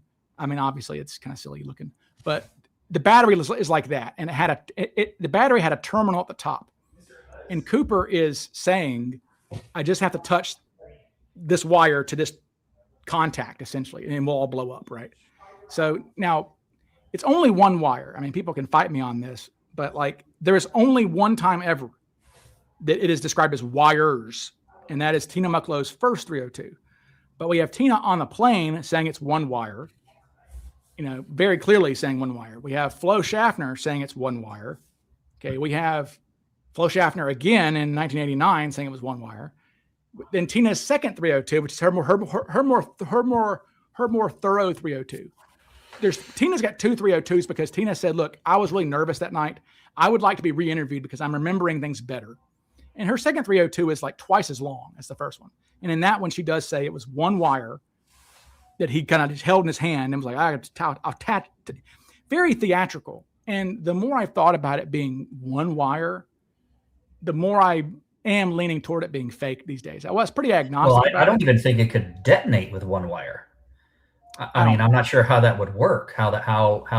Yeah. And the other thing is that, remember, Cooper said that it's a, quote, electronic device. Yeah. And that be careful with the radio in the cockpit because it could set it off. How do you set it off if it's just a free stack of dynamite that's unconnected to anything else? I mean, we did an experiment one time. Well, actually, I know Georgia had some friends of his. Of course, he's in academia, and I believe he had some engineering friends try to reconstruct the bomb based on the description, and they were actually able to get it to go off. Yeah. But I don't know if it was a single wire or not. Yeah, right. But, well, I mean, we look, apparently we did the calculations, and the voltage on one of those dry cell batteries is enough to bust a blasting cap, apparently. So it could have happened. But again, the bomb looks so theatrical that it seems theatrical. It was designed to give off the vibe, this is real. Mm-hmm. And also him saying, tell the pilots not to talk on the radio too much because this is electronically, it's electronic transmissions might set it off. That's such bullshit. Well, but you see, the thing is it's not, because there are some ordinances that can be set off by those types of transmissions. There's cell phone bombs all the time that are used nowadays. Well, sure. So IEDs, those types of things. I guess another way to think of this is the fact that Cooper would even consider, even if he was lying, the fact that he was considering or suggesting the idea that radio waves or use of the radio could set off the bomb would suggest some knowledge of that fact. I don't know how well spread that knowledge was back in 1971 that a radio could set off a bomb remotely. So would that point to some knowledge on Cooper's part about ordnance, about explosives, about radio? It could be a guy who watches TV a lot too. Yeah, but I guess my question is that on TV? Was that general knowledge at that time? Do you know what I'm saying? I'm not sure how prevalent radio detonated bombs were in 1971. We know that it's physically possible, but was that commonplace? Was that common knowledge in 1971, or does that point to some specialized knowledge that Cooper had, even if he was bullshitting? Yeah, right. True. That's true. I mean, because you wouldn't even think to say that if you didn't know about it, right? I mean, you wouldn't even know to say that sort of thing if. Right. So, yeah, possibly. I mean, look, I'll say this. Of all the bombs ever described in hijackers, and God Almighty, I've read a lot of hijackers in my time. Cooper's is easily the most real looking, for sure. like easily, like not even like remotely. In fact, most bombs aren't even bombs. They're just like a shoebox or something, like, because Cooper did not need to show the bomb to anybody. Literally, he just said, I have a bomb in there, and they would have done everything. I mean, everything would have gone exactly the same if Cooper had not showed them a bomb. How did that work? Because Cooper showed the bomb, right? He opened the briefcase and showed off the bomb. How did he show that to Tina without showing it to Bill? Because Bill could have looked over and looked into the briefcase and seen it, right? Yeah. I mean, I wonder if he was worried about that or not. I mean, he must have tilted it away from prying eyes, I would think. Yeah. I mean, you can sit there and you can kind of tilt it away, and she can still look inside it and tilt it away. Right. And again, it might not have stuck out of the briefcase itself. It might have been, the edge of the briefcase, the lip of the briefcase may have covered it up. You know what I'm saying? It may not have been. See, the thing is, we don't know what size the briefcase was either. Mm-hmm. It's just, they say it's just a standard briefcase, but I think the briefcase had enough space in it to have the bomb and to have that bag in there too. Because it's interesting that nobody who sees him in the airport mentions the bag. And Flo, who saw him walk across the tarmac, just says, I saw a guy walking across with a briefcase, right? So Flo never even sees the mystery bag. That's why I think that the mystery bag was in the briefcase originally, right? So all you have to do is you sit down, open your briefcase up. I think the bomb was already. I think the bomb was in the bag. That's my hot take. I think the bomb was in the bag. I think there was other stuff in the bag. Let's get a bag, right? Say Cooper has the bomb in there, and he's also got goggles and gloves or whatever, right? Okay, that's put in his briefcase. He sits down, opens his briefcase, takes the bomb out of the bag, right? Then takes the bag with goggles, whatever the hell was else in it, and puts it under his seat. Okay, because I think he puts it under his seat, which is what think about what we would do. Something we would do. You put it under your seat, right? Because look at who sees the bomb. Alice and Flo, who are standing over Cooper, sitting next to Cooper at Flo, they never mention a bag. Okay, but Bill mentions the bag, and I think that's because Bill's angle. Bill is sitting across the aisle, and you can kind of see under somebody's seat across the aisle, but not if you're standing over them in the aisle. It makes sense. So I think that's why he sees it. Now Nancy sees Cooper walking out. Nancy House sees Cooper when he walks out like this. If Nancy sees Cooper doing that, Nancy House sees Cooper exiting the bathroom with the bag. That's why that's why she sees it. Okay. Now Tina sees it because it's probably sitting on by the time, he's all geared up, he probably already has it, sitting on so that's why. And she doesn't see it until much later on. Tina, it's very late in her 302 when she mentions the bag in her memory. So I think that by the point that everybody's off the plane, by the point that he's strapping up, he's probably reached down and pulled the bag out from underneath the seat by that point. So that's why I think this bag was under his seat throughout the hijacking. And I think it was in the briefcase in the airport. With a single wire. With a single wire. Because again, wires is only mentioned one time. And I even looked it up in the FBI. I did a document search for wire and wires. There is only one FBI file ever that mentions wires, plural. And that's Tina's first 302. Okay. And I think Pat Boland had a good thought on this. I think Pat said that maybe it was Mary Johns who said, I think it was Mary Johns said that, Tina is describing the wiring.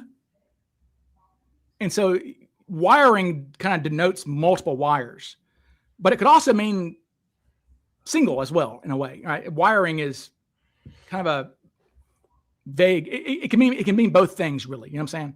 Mm-hmm. So I think that maybe a person writing the 302 thought there were multiple wires, but Flo's adamant. Flo's 302 is very clear. One wire. Okay. Tina's second 302 is very clear. One wire. Tina in the cockpit with Cooper still in the back of the plane says wire, and wire is written down by Paul Soderlund. Paul Soderlund's report.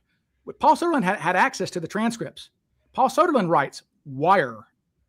And so he's has audio of Tina saying this stuff. So Tina said wire, singular. So yeah, one wire. So this is a question that's going to upset you. And it's going to push you out of your comfort zone, and you may not want to answer it for a variety of reasons. Did Cooper originally ask for 2 parachutes or 4? Oh, fuck my life. That is, boy, you talk about a I mean, I could get a PhD just on that topic alone. I swear to God, like that. If I figured that out. So for those who don't know, we have an interesting thing that happens. There are FBI files from very early. In fact, the very earliest FBI file that was the first report that was written by J. Earl Milne, who was the special agent in charge of Seattle, that he sent to J. Edgar Hoover like that night, says hijacker first requested 2 parachutes, then changed his mind and said 4 parachutes. Okay. Now, if you look at the teletype, which is basically the Twitter, basically a teletype, if you go on my website, a teletype is, it's like Twitter, but it's not Twitter. It's like a stenographer, essentially. It's someone in real time, like a stenographer, essentially typing up radio in real time. And it says 2 backpack parachutes. Hijackers requesting 2 backpack parachutes. 2. It doesn't say anything about 4 parachutes. What's weird though is there's never a communication where it says, oh, hey, he also wants 2 additional parachutes. That's what's missing. And that's what's really confounding, right? Is there's never any communication in at least the transcripts where it's like, oh, by the way, he also wants 2 more. So, or could it be that he said, I want 2 sets of parachutes. I want two sets of parachutes, 2 fronts, 2 backs. We don't know. But yeah, that is the one that blew my mind when I saw that. And I was like, oh, this is bullcrap. I was like, this FBI guy messed it up. And I'm like, oh, wait a second. Maybe not. At 313, the NWA teletype wants 2 backpack parachutes very clearly. 2 backpack parachutes. Doesn't say anything about fronts. That is the very first transmit, and that's at 313, which is almost exactly 15 minutes after the flight took off. So the very first communication just says 2 backpack parachutes. There's no indication that there's anything else requested. So we don't know when. And look, there's an interview out there with Tina that kind of also that a lot of that no one really knows about. I think you've seen it, where she kind of mentions that he changed his mind on a few things and wanted me to communicate these to the cockpit. Very soon after she sat down. Well, in terms of the timeline too, at 3:55, Bob Lowenthal, one of the note takers that worked for Harrison, he notes 2 backpack parachutes by 5 p.m. and then immediately underneath that says 2 chest packs by 5 p.m. So whether that's an addition, like, oh, hey, by the way, he also wants 2 chest packs, or that's just how he structured it, 2 backpack parachutes by 5 p.m., 2 chest packs by 5 p.m. But that's at 3:55. Interesting point, Steve Hart. Steve Hart says, did that contribute to the parachutes coming from different places? That's not a bad thought. Not a bad thought. Actually, I don't know, though, because when Lynn Emmerich is contacted by Issaquah Sky Sports, when Lynn Emmerich at Issaquah Sky Sports, he is contacted by the Washington Aeronautic Commission. Weirdly, I don't know. I guess so. Basically, Northwest handled this entire. Most folks think the FBI gathered these items. No, sir. Every bit of Cooper's ransom was gathered exclusively. Like getting it coordinated was Northwest Airlines. The guys at the office were like, oh crap, does anybody know anybody who has parachutes? Well, they called Barry Halstead at Boeing Field. And I think that guy put him in touch with somebody at the Washington Aeronautic Commission, who then called Issaquah. But point I'm saying is that when Lynn Emmerich is called at Issaquah Sky Sports, it's for 2 sets of parachutes. Okay. So initially it's now by 2 initially sets, Lynn Emmerich is by 2 sets, you mean a back and a front and a back and a front. Yeah. Okay. So Lynn Emmerich is gathering backs and fronts. And then when they later on, before the state troopers show up to get the parachutes, he gets a call saying, "Hey, just send the front packs. We have the 2 packs. The 2 backpacks have been secured already." So I think what happened is, it makes sense. I'm calling multiple people, because like time's of the essence. We also know that they called the military too, right? So they call. We know they call at least those who we know they call. It's Sky Sports, Norman Hayden, and we know they called McChord. And the reason why McChord took so long is because it's Army or Air Force. It's military. There are bureaucratic mechanisms they have to go through. And Cooper thought that the parachutes were coming from McChord. I mean, that because was the crew. That was his assumption. Yeah, I mean, look, I would bet money. I would actually bet money that Cooper went to his grave, whether it was that evening or 10 years later, thinking those parachutes came from McChord. Mm-hmm. I mean, because there's never because the crew thought they were coming from McChord. The crew thought they were the whole Tina time. relayed that information to him.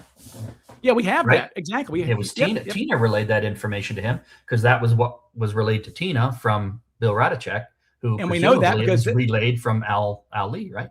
Right. Yep. And that's what led to McChord's only 20 miles away or whatever, right? Right. Right. That's how we know that's because it was translated to Cooper that that they were coming from and McChord. The fact that he thought they were going to be U.S. Air Force parachutes, and the fact that when they were delivered to him, he made no comment on the fact that they were not U.S. Air Force parachutes, that would seem to indicate some type of knowledge gap there, wouldn't it? Yeah. I mean, again, Navy parachutes and Air Force. He didn't remark he didn't take these and what the hell are these? These aren't U.S. Air Force parachutes. These are Navy. I'm an Air Force man, damn it. Right. I mean, there's not. I don't know how much. I'm not a parachute expert. I don't know. It's not how big of a distinction there is. If someone could look at one or the other and know this came from a U.S. Air Force, the only way to know the difference, and this is a Navy rig. The only way to know the difference is the chest fastener. Chest fasteners are different. That's basically it. The containers they're basically the same thing. But yeah. So, gosh, it could be that the teletype guy just didn't type that out. Maybe he missed it, right? And so we're making too much out of it. But when that is paired with Milne telling Hoover that he asked for 2 and then changed his mind, that's what kind of throws it off. And I'll answer a question real quick. Somebody's talking about Greider's a parachute expert. Oh no, he's not. I guess that's sarcasm. Somebody's asking. Cooper first is saying something about that there were $250,000 of 20s at the bank. There was actually $230,000 of 20s. 220,000 of the ransom pack were, I think, in other denominations. So, but anyway, that doesn't really matter. But and that's another thing too. Another weird conundrum is we have evidence that Cooper asked for. There is some evidence out there that Cooper actually did ask for the money to be in 20s, and that was never relayed by Flo. So we've got Flo saying in an interview later on that Cooper asked for $200,000 in 20s, but I did not relay that to the crew. And so I was very relieved when I went back there and saw the money and saw that it was 20s. I was like, oh, okay, thank God, because she forgot that part. And then we have Tina in this other interview that's not published, saying that Cooper asked for it in 20s, and that she was happy when she saw it arrived in 20s, because apparently this wasn't communicated, because remember, the crew is just saying the denomination of the bills is not important. That's what he actually says, and that's Radicek's actual voice. The denomination of the bills is not important. Yeah, I think what a lot of people miss on this case is how much of a game of telephone there was. Oh, God. I mean, you had Cooper talking to Tina, who was talking to Bill, and Bill was talking to Al, and Al was talking to whoever the hell was in, whoever the hell he was talking to. Right. So you had, a chain there of trying to get information relayed, and we know how the game of telephone works, right? So, and then that information is also being disseminated to third parties like the FBI, Paul Soderlund, yeah, it makes you wonder. And I would say that there's, I would call it fog of war going on too. There's a term for those who don't know. Fog of war just means like the fog of war is a term that goes back to like the black powder, musket Civil War days, right? When basically you couldn't even see the enemy because there was so much gun smoke in the air. It's confusion because you don't know where your own guys are even. And so we see that in the actual audio. That's why it drives me nuts. We don't have the full audio, because in the audio itself, we can hear, right? There's a part where Rat's like, the meals are on board. The meals are on board. No, he says, we still haven't gotten these meals the guys are requesting. And then it's Al Lee whose audio is missing. You can tell because he goes, the meals are on board. Who brought them? And obviously Al says the girl did, and she, and of course, Tina lays them on the first class seats. But so there's kind of the fog of war. Like, Rat doesn't know that the meals are on board yet. He has no idea who brought them on board. Well, that sort of brings me into my next question is the fuel trucks. And I think there's 3-4 fuel trucks that attempt to fuel the plane. There's a great deal of confusion with the fuel trucks. Is it an FBI attempt to stall? Is it just total incompetence? Is it just acts of God that are preventing this fuel from being loaded into this plane? Tell us about the fuel trucks and the fueling process and everything that went on from beginning to end with the fuel trucks. I'll tell you what, when I was writing that chapter of the book, I was like shocked. It's like, it's no wonder the flight crew were losing their minds. Cause like it should only take one fuel truck 15 minutes to refuel 727. That's it. Okay. So the first fuel truck shows up, right? It's there waiting for them, which as Cooper requested, he said, I want a fuel truck waiting for me. And it was. Okay. So that first one pumps on. Now that they need 50,000 pounds of fuel. Okay. The first one pumps up 3,000 and then it gets a vapor lock. Vapor lock. Yes. Which happens. Actually, Brad Legg is a good resource on this. So Brad is basically a aviation. No, it wasn't Brad. It was Robert Black. Robert Black, who I did a show with. Robert Black, one of our Cooperites. He was a aviation mechanic for the military. So they refueled planes all the time. He goes, yeah, vapor locks happen. It's just a thing called vapor locks. But my understanding, and maybe I'm getting ahead of ourselves here, but my understanding is that vapor locks only occur at extremely low temperatures, right? Or am I thinking of a frozen? Because there was one fuel truck that had okay. But I think that could be okay. So here's the thing. So vapor lock on the first truck gets 3,000 pounds on. Okay, they go, oh crap, we need another truck.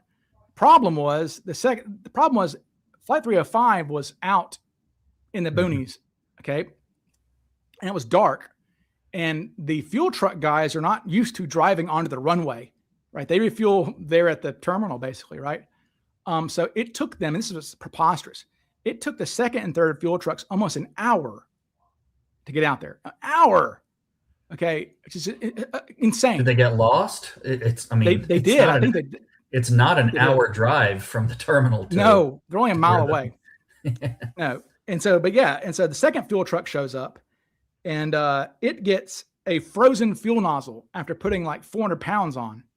Okay. Remember, they need 50,000 pounds. They only have 3,500 now. Ratchek's losing his shit.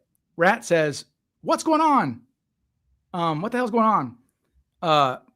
And they say, we have a frozen fuel nozzle. Now, the only time frozen fuel nozzle shows up, that wording is Ratchek's speech to Northwest in 2013. Okay.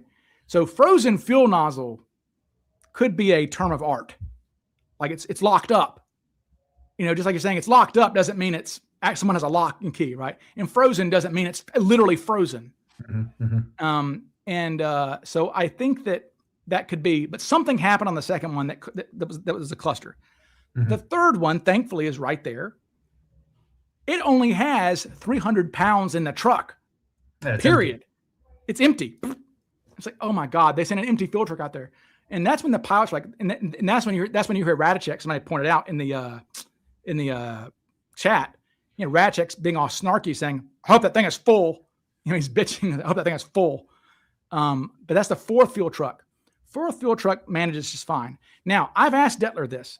Okay, Detler is not going to lie to me. He's an 85-year-old man. He has no reason not to. He has no reason to be dishonest. I said, John, you promised us all. This may have been at the CooperCon. I was like, you guys did nothing to cause problems. He goes, no. Like, they told us to stand down, and we did. And they did. I mean, they didn't even touch the money. Like, Earl Milne never even touches the money. He looks at it. Okay, one time. They do not touch the parachutes. Everything was a transaction between Northwest Airlines and Cooper. Okay, so no, I don't believe it. And so it was entirely a comedy of errors. It was, yes. And it was a comedy of errors. And as I write in the book, I'm like, Anderson's probably thinking, are we on candid camera or something? Like, what the hell is going on here? Like, well, how is at this that possible? point too, during the fueling process, Cooper's getting agitated, obviously, right? Worked up, nervous, however you want to describe him. I think there are various terms that are used to describe his state at this point, but he's getting agitated. Yeah. And I believe the flight crew is getting pretty agitated as well with the delay. But yes. It's at this point in the fuel, while they're being fueled, is that they start to recognize that Cooper has, quote, a little bit of knowledge about the aircraft, right? Because he actually understands the fueling process. He's understanding that it does not take this long to fuel an aircraft. So it does indicate, at least to the crew for the first time, that, maybe this guy knows a little bit about aviation. Yeah. And look, if Captain Scott, it's like, we don't want to give too much, we don't want to give too much credit to Cooper, right? But Captain Scott has been flying, Captain Scott joins the Air Force in 1942, flies 60 missions in World War II, dangerous missions. I think his plane even crashes one time in the freaking mountains of the Himalayas. Okay. Himalayas. He had been flying in the Himalayas. Yeah. He had been flying for Northwest for 26 years at that point. Okay? Incredibly experienced pilot. Yes. And if he is saying that, this guy seems to know a thing or two about an airplane. I mean, that's complimentary to some degree. And remember, he's hearing him bitching because Tina is depressing the button the whole time. So they're hearing everything he's saying. And so they're getting these ideas that he's calm and self-assured and he knows a little bit of airplane because he's talking to her. That's also been an incongruency for me too. And it's probably easy explained. It's not a big deal, is the fact that, Cooper repeatedly is described as calm, cool, collected, polite, etc. But there's also seems to be a point, and it's probably during the fueling process, that he is pissed. Oh yeah. Probably cursing. I think I read somewhere that he banged on the window or banged on the side of the aircraft. He kind of hit his fist. So he's pissed. So there's this idea of he's calm, cool, collected, and polite, while at the same time losing his shit at that particular moment. Yes. So, there's a little bit of incongruency there in terms of his demeanor. Not that it's, out of the realm of understanding, but he threatens to blow the plane up. Yeah. I'll say that. I mean, that's what Tina says. Tina says at that point, he got really agitated and said he was going to blow the plane up. So I would say that's pretty bad. Yeah. But yeah, that is his moment. And I actually, but then shortly thereafter, within a few hours, she's like, yeah, he was never threatening or he was never cruel or. Tina's an empath. Look, Tina became a nun. Tina's clearly Tina then went and got a degree later in life in like social work. She ran a soup kitchen in Portland. Tina is a empathetic human being. I think Tina is being as nice as she could be to somebody who was decent to her, and you can even see it. I bet if I had a body language person look at that video of Tina talking, there is a bit of hesitation when she goes, although he was impatient a few times, he was never cruel or nasty. I mean, it's like there's a bit of a weird delay. She's like trying to not throw him under the bus because he could have been worse. I mean, my God, Paul Cini is sticking dynamite in the mouths of flight attendants. Yeah. I mean, shooting a shotgun inside the airplane. Cini is terrifying. Okay. So literally, until I wrote my Cini 10,000 word article on Cini. I had no idea that hijacking was that ugly. I mean, that was a scary, scary, scary thing that those people endured. Yeah. Terrifying. Cooper's described at one point as getting itchy. Yeah. He's antsy is the word. Yeah. Antsy. Yeah. He's getting awfully antsy back there. Well, McClellan in his notes says itchy. Is he? Yeah. He says, oh gosh, I just lost it. But yeah, he calls him, he's getting itchy. Itchy. Yeah. Which, I mean, look, even in the audio we have, like we only have 12 minutes that bounces around of audio. We have Radishek using the word antsy twice. Mm-hmm. He goes, he's getting antsy back there, and that's our problem now. Mm-hmm. Rat's a little. I love Rat's. Rat's bitchy, more bitchy than you'd think he would have been. Yeah, honestly. Yeah. He's very snarky. Yeah, McClellan said hijacker getting itchy regarding fueling. And those are his exact words. So and he said, there you go, itchy, antsy. He's getting awfully antsy back there, people. So yeah, I think the refueling really, and again, think about this. I mean, he's on the ground way too long at that point. He's getting really pissy. He's like, look, I mean, they're playing games with me. And even Scott, says, we have Scott saying, if you guys out there are playing games with us, you need to stop it and get with it. Like, I mean, look, here's the thing. If they thought, I'll say this, they took Cooper seriously. That is something that we need to keep in context, is that Cooper, they took him seriously enough to be afraid of him. They never not believed that he would kill them. Yes. Thank you. Good way to say that. And think about this. All of Soderlund's ideas, it occurs to me the guy in the back won't know if the flaps are at 15 or 5, so you can just put him at 5. No response. They ignore him on that. They ignore him on slowly climbing up. I mean, they did climb a little bit at one point, but not immediately. Not when he first told them to. They didn't climb. And then after they think he jumps, right? They think he jumps when he jumped, basically. But Rat says, "Hey, should I go back there and check on it?" And Scott says, "No. The guy said don't." So I mean, they're not taking any chances. And that's why, I mean, look, they could have walked back there 5 minutes later and be like, he's gone. Let's turn around and land in Portland. But they don't, because they are respecting his threat. Or, I mean, think about that. We have the audio of Tina saying, he made it clear to me that we faced a very real and horrifying threat. So, I mean, I do think they respected him to that point. They were, if he had been a clown, maybe not. And there are hijackers who are treated like clowns because they're not taken seriously. Like McCoy a little bit. Yeah. I mean, when melting makeup, but I mean, McCoy did have a pistol. I mean, so, but yeah, so there's that, but yeah, they took Cooper seriously enough to respect him on the refueling. So regarding his knowledge, his aviation knowledge, and circling back to why did he choose Mexico City? Why did he choose the flight configuration that he did?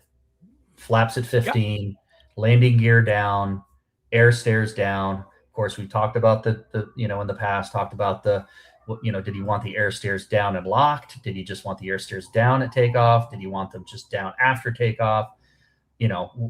But why that particular configuration?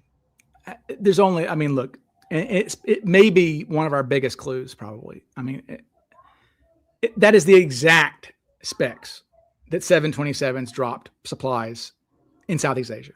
I mean, that is literally Air America's 15-degree flaps, gear down. At 10,000 feet, even. I think it might have been, Nikki, am I right? I mean, I think maybe even at 10,000 feet, even. I think. Now, granted, 10,000 feet is kind of a magic number for unpressurized aircraft, because any higher you start to get hypoxia. So that probably is coincidental.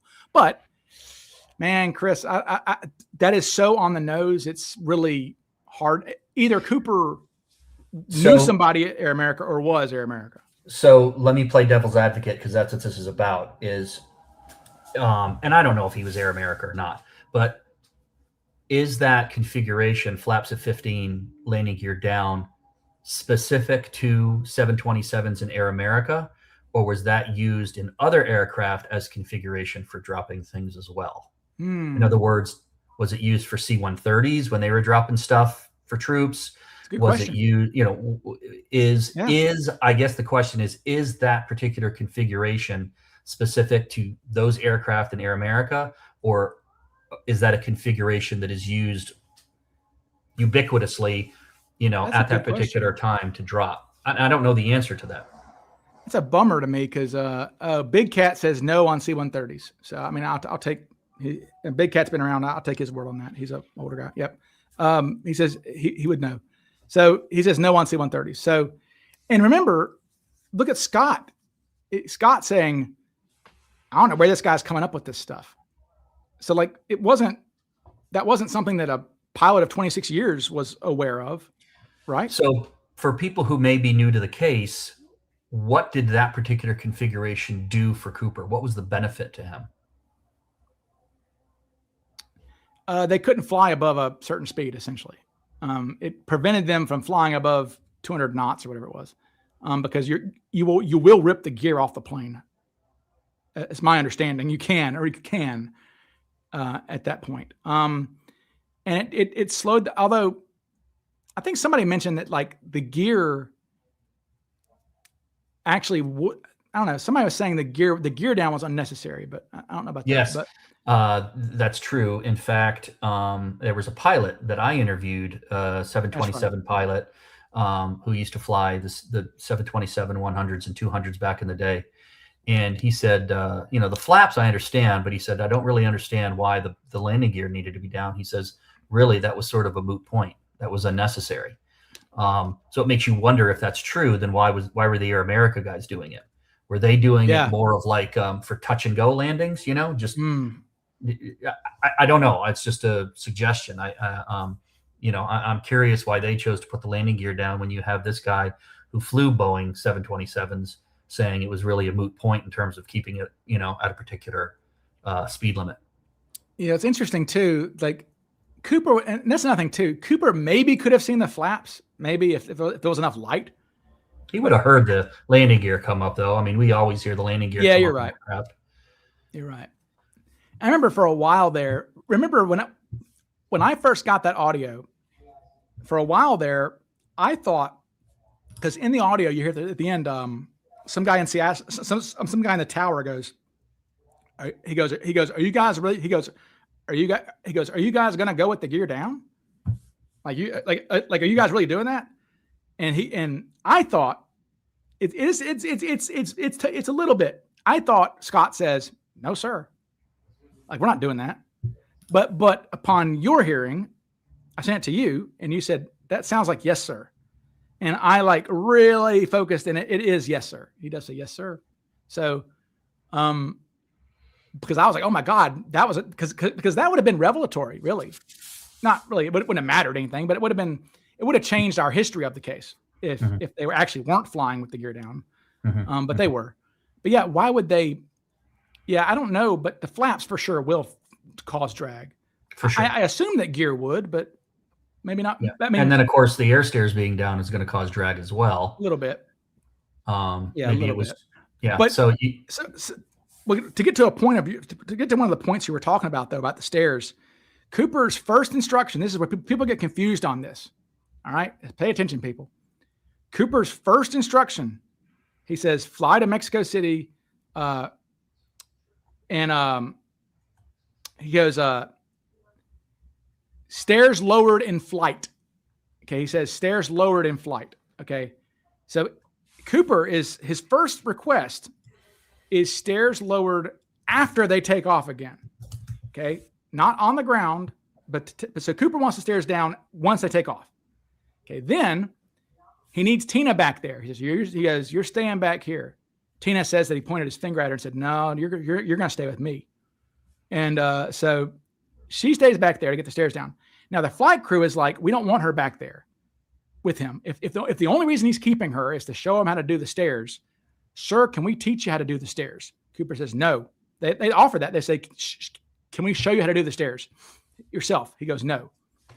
And then they say, well, why don't we partially lower it? So will you feel safer if we partially lower it? And Soderlund jumps in immediately listening and says, you can't do that. There's only up and down. It just doesn't work. There's no intermediate setting, he says. He goes, and I think that is what gives Cooper, because they're saying, let's set it intermediate when we take off. And I think that plants the bug in Cooper's head to go, oh shit, actually, yeah, just lower it on the ground. Right. But remember, both Tina and Bill Radicek in their 302s say that Cooper wanted it lowered for takeoff. Well, yeah, he did at a certain point. He did. Yeah, he did. No, at like for takeoff, meaning like I want it like for takeoff, I want the air stairs down, meaning he wanted it down prior to takeoff. Yeah. Both Tina and Bill say that. You're right. Yeah, and that there's the confusion there. And so, but when you sequence it the way that I did, it seems like that they planted it seems to me that they planted that bug in Cooper's head when they're asking for intermediate settings, right? Because again, why would they ask for intermediate settings if he had asked for it to be down originally? Does it make sense? Because they would say, you don't need Tina, Right. Well, I mean, obviously you can't have the air stairs down at takeoff. It's going to prevent you from taking off. Number one. You can. It's going to destroy the. I mean, when the stairs are down and locked, right? The stairs are down and locked. It's the plane when a plane takes off, the nose picks up first, right? Yep. So it's going to either prevent that aircraft from taking off because you've got something, keeping that tail up, but it's also going to completely wreck your stairs as that comes up. Yeah, I think I've got a animation that would show that kind of shows what that looks like. Let me try to find that. Pretty sure I've got an animation that shows what we're describing with the plane there. There we go. Yep, there it is. So if you took off with the stairs down and they were locked, it would look like this. I mean, just crush it. See? Yeah. Because basically when the ass goes down, it's going to crush it. Now, if they're unlocked, though, if when you're done watching this, here's some homework assignment for you Cooperites. You can Google or go on YouTube and just type in "last flight out of Da Nang," DANANG, and that is the only video in existence of a 727 taking off with the stairs down. Now they weren't locked, but it's very harrowing footage. Actually, people died falling off of it. But so let's circle back to the Air America stuff. So when Air America was doing their deeds in Southeast Asia, did they lower the stairs in flight to drop? There were no stairs. Famously, that's right. There were no stairs. Here's the footage of it. I've got the footage. Yeah, here we go. You'll see them pushing sleds off. They had sleds installed. See, whoop, no stairs, just straight sleds. So they removed the stairs when they would do this, when they would shove these things out. And those guys slid down the stairs to exit, right? The parachutists. So no stairs. And that is what some people say, well, if Cooper was an Air America loadmaster or whatever, then he wouldn't have familiarity with the stairs because there were no stairs on those. I mean, there were when they weren't doing those drops. They would just replace them. But no, so that's why when people say, oh, Cooper faked the pressure bump or something, Cooper had no idea, nor did anyone on Earth, that jumping off the back stairs was going to cause a pressure bump. They just didn't know. How would he have known that? Because nobody who jumped out of a 727, those guys in that video going out of a 727 are not causing pressure bumps, right? Because there's no stairs to cause pressure bumps. There's nothing flopping back up into the aircraft. Right. And so, man,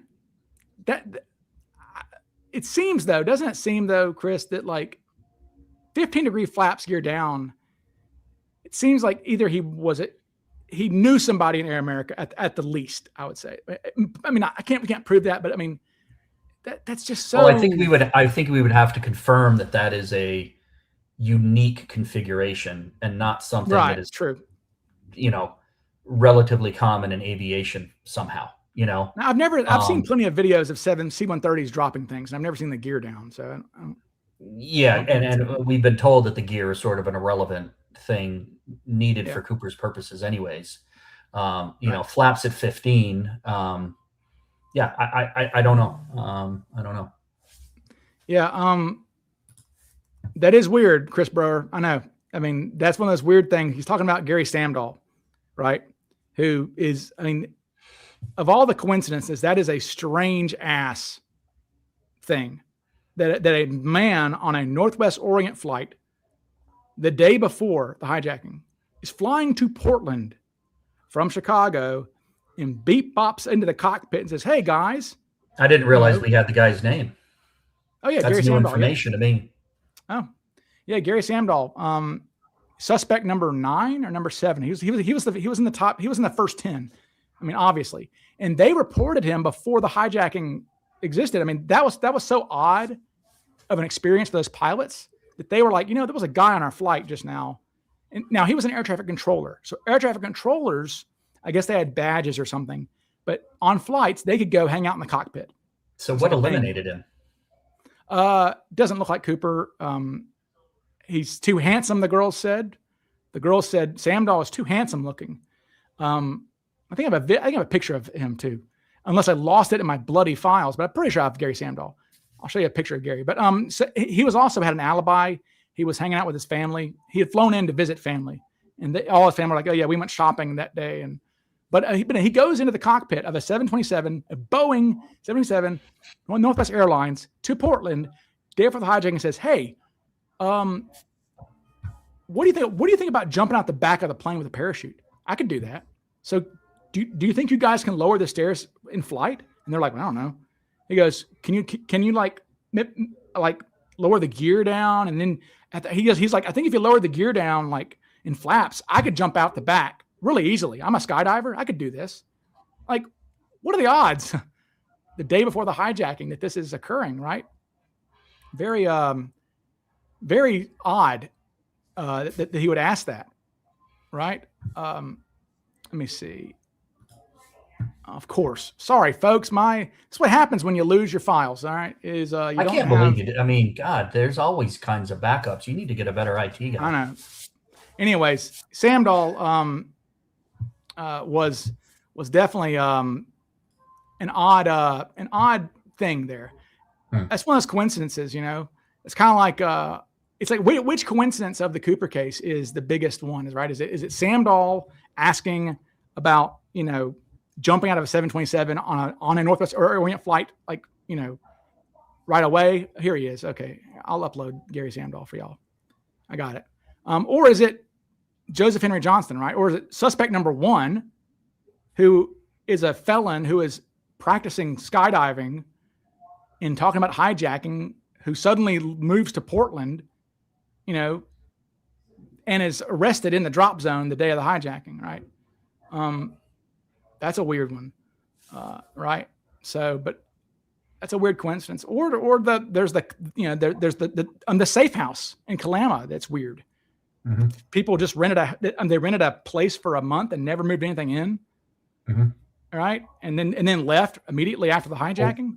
What about the sand pit that was directly underneath the flight path? Or the flight path? Yeah, there's the sand pit. It's like, okay, here's Gary Sandall in Vietnam. So, okay.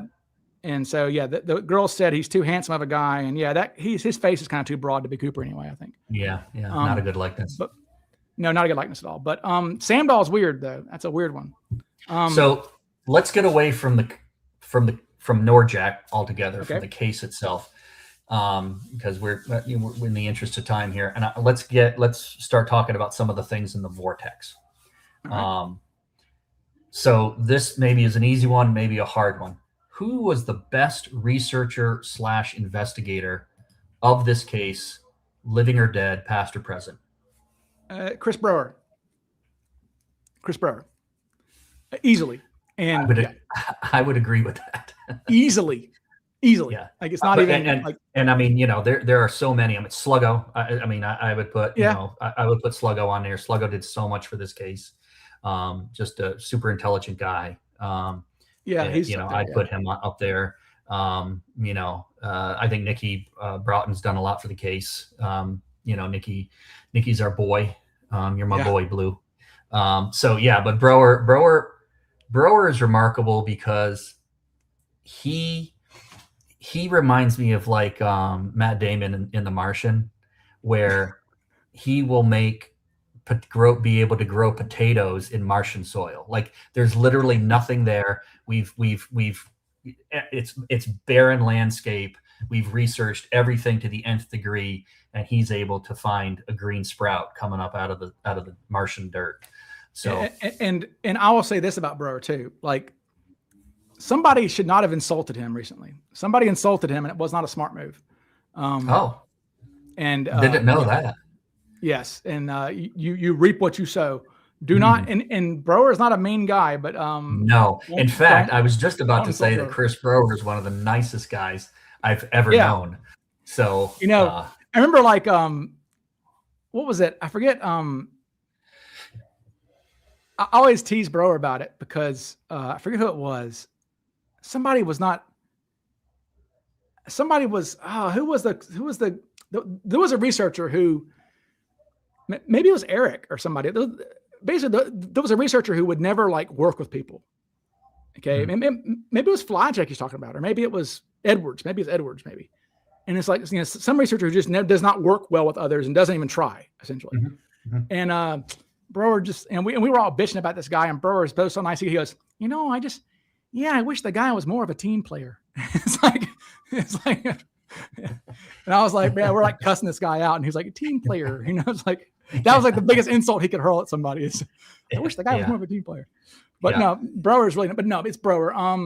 He has found more things than I think anybody that is. I mean, astonishing things. Finding the sand pits, for example, in Orchard. That's Broer.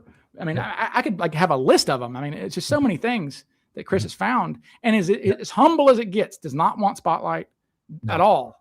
Is reluctant to go on stage even. He just doesn't want to do that. Right. And I appreciate that. I mean, you and I are blowhards to some degree. I think a lot of people. Yourself, buddy. Yeah. Okay. But all right, so let's flip the script. Okay. This is a tough one. Which person has done more damage to the investigation over the years in terms of their investigation and living, past, present, living, dead, not just amateur, could be FBI too. Which researcher or investigator has done the most damage to the investigation? Okay. I got to say Grider, just because of his reach.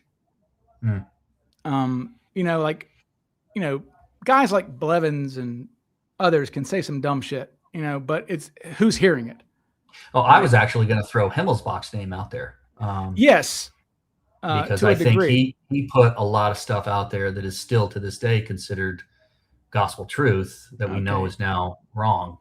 Hang on, Chris. I'm sorry. I have to do this, folks. Sorry. Ralph. Himmelsbach was mentioned, so we had to go with Ralph. But anyways, Himmelsbach. I thought Himmelsbach for a second, because a lot of misinformation come from Himmelsbach. Yeah, the other person I thought, and this is maybe a double-edged sword, is Joe Weber. If Joe may have burned some bridges, may have given the Cooper investigators, amateur sleuths, sort of a bad reputation among the FBI, just in terms of her ferocity. But yeah. Well, it could be. She could be pretty toxic on the message boards. I know she drove a lot of people off. But her reach wasn't very long. I mean, her reach wasn't big. As far as reach goes, it's Colbert or Grider, and I do not want to say Colbert because. Right, it was Colbert's efforts that got us the files.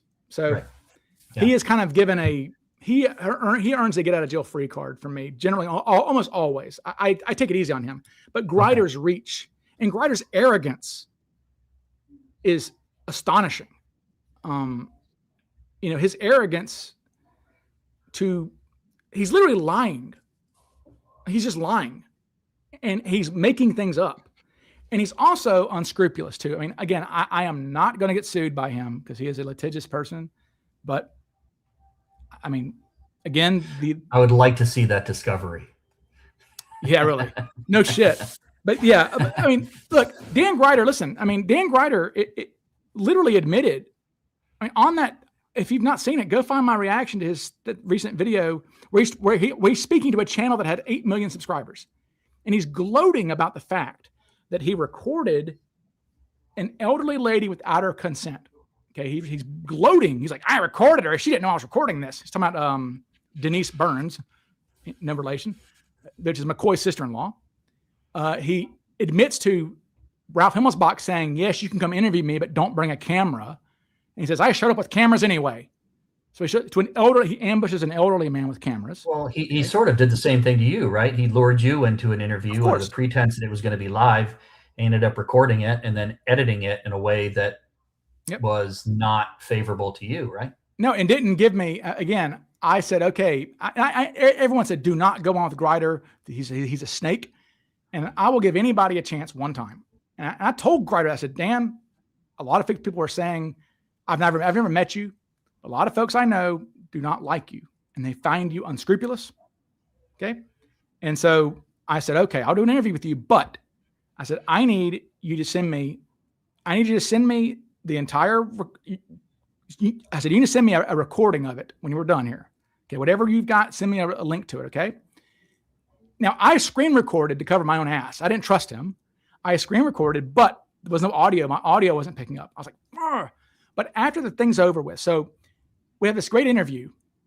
No, it's a normal interview. And then all of a sudden he pivots and goes, well, look, you think you're so smart. Let me tell you something. I got this and this and this. I was like, whoa, dude, like what in the frick? You know? And then when we're done, I'm like, okay, Dan, I'm kind of smiling. I'm like, okay. I message him. I say, hey, Dan, will you send me the video of it? He literally goes, ha, you sucker, you idiot. He starts like out of the blue. You're a sucker. You're an idiot. Who do you think you are? I'm not giving you anything. I'm like, whoa, dude. I don't know. I've never met Dan. I don't know Dan from Adam, and he doesn't know me from Eve. So, but there's a fellow that we're both friends with that he was quite rude to, you know, sending really nasty messages on Christmas Eve and Christmas Day, you know, just a real jerk to a guy that he's done it to two of our friends. Actually, he's done it to Mark. Mark will admit it too. Mark's known that. I mean, I've seen Mark's messages with him. Mark is so nice. Mark Meltzer.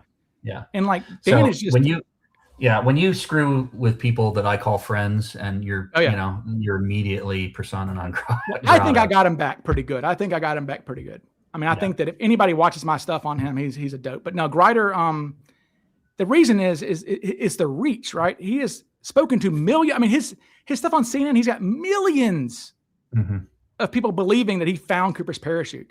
But I think there's something wrong with him mentally, though. I mean, I don't want to defame the guy, but like, you know, he has been arrested several times for assault. He got in trouble for recording a guy. He did it again. He recorded a guy in Florida. Florida's a two-party consent state. He recorded a guy in Florida and was going to put it on his YouTube channel and got caught doing it. Okay. He lost $1 million judgment for defamation. Look, this is a guy who his entire shtick is to second guess pilots who die in plane crashes. Literally, his channel is fatal plane crashes. What did the pilots do wrong? And I am God's gift to aviation. And I'll tell you what I didn't do wrong, what I would do, and what they did wrong. And I believe he's crashed a few aircraft, right? Once or twice. He crashed in a Lockheed Electra.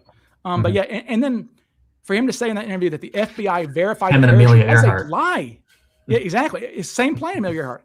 But for Dan Greider to say on a channel that has 8 million subscribers that the FBI validated the parachute, that is a lie. I mean, that is a outright lie that he said.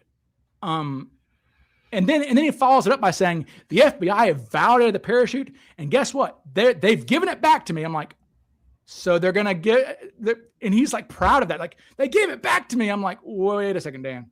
If that was DB Cooper's parachute, no one is getting that thing back. Yeah, a critical piece of the most famous heist in American history. As I've said, and they gave it back to the person who gave it to him. That is going in the Smithsonian in the FBI section next to the Unabomber's cabin and Bonnie and Clyde's car. You know what I'm saying? That is a relic of history.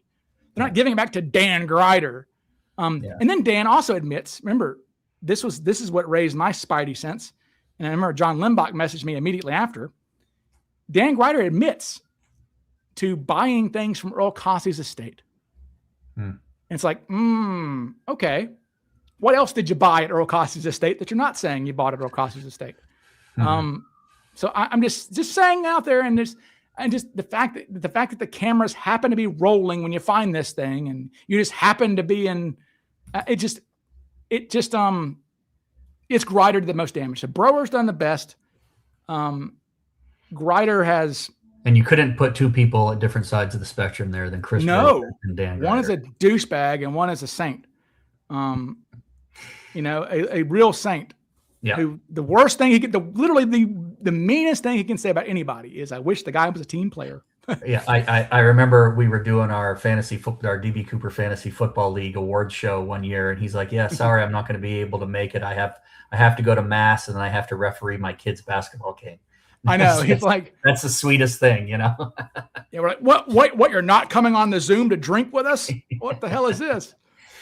All right. So this question comes from Brandon Arnold. Why isn't your book out yet? What's the story with your book? Why isn't your book out? It's finished. Okay. And God knows I've sent enough copies out to people already. Basically I think I was taking the wrong approach. So again, I've never published a book. There's no class you take to learn how to publish a book. I don't, how do you do this? And I thank Bob Edwards. Okay. I have disagreements with Bob Edwards. Bob Edwards has me blocked on Reddit, by the way, for some reason. I don't know why. Facebook too. And Facebook.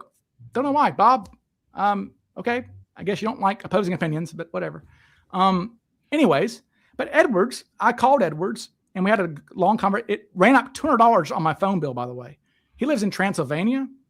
I had not made a long distance phone call in so long. I had forgotten that it costs money to do that. Even is the area code in Transylvania 666? I'm just curious. Yes.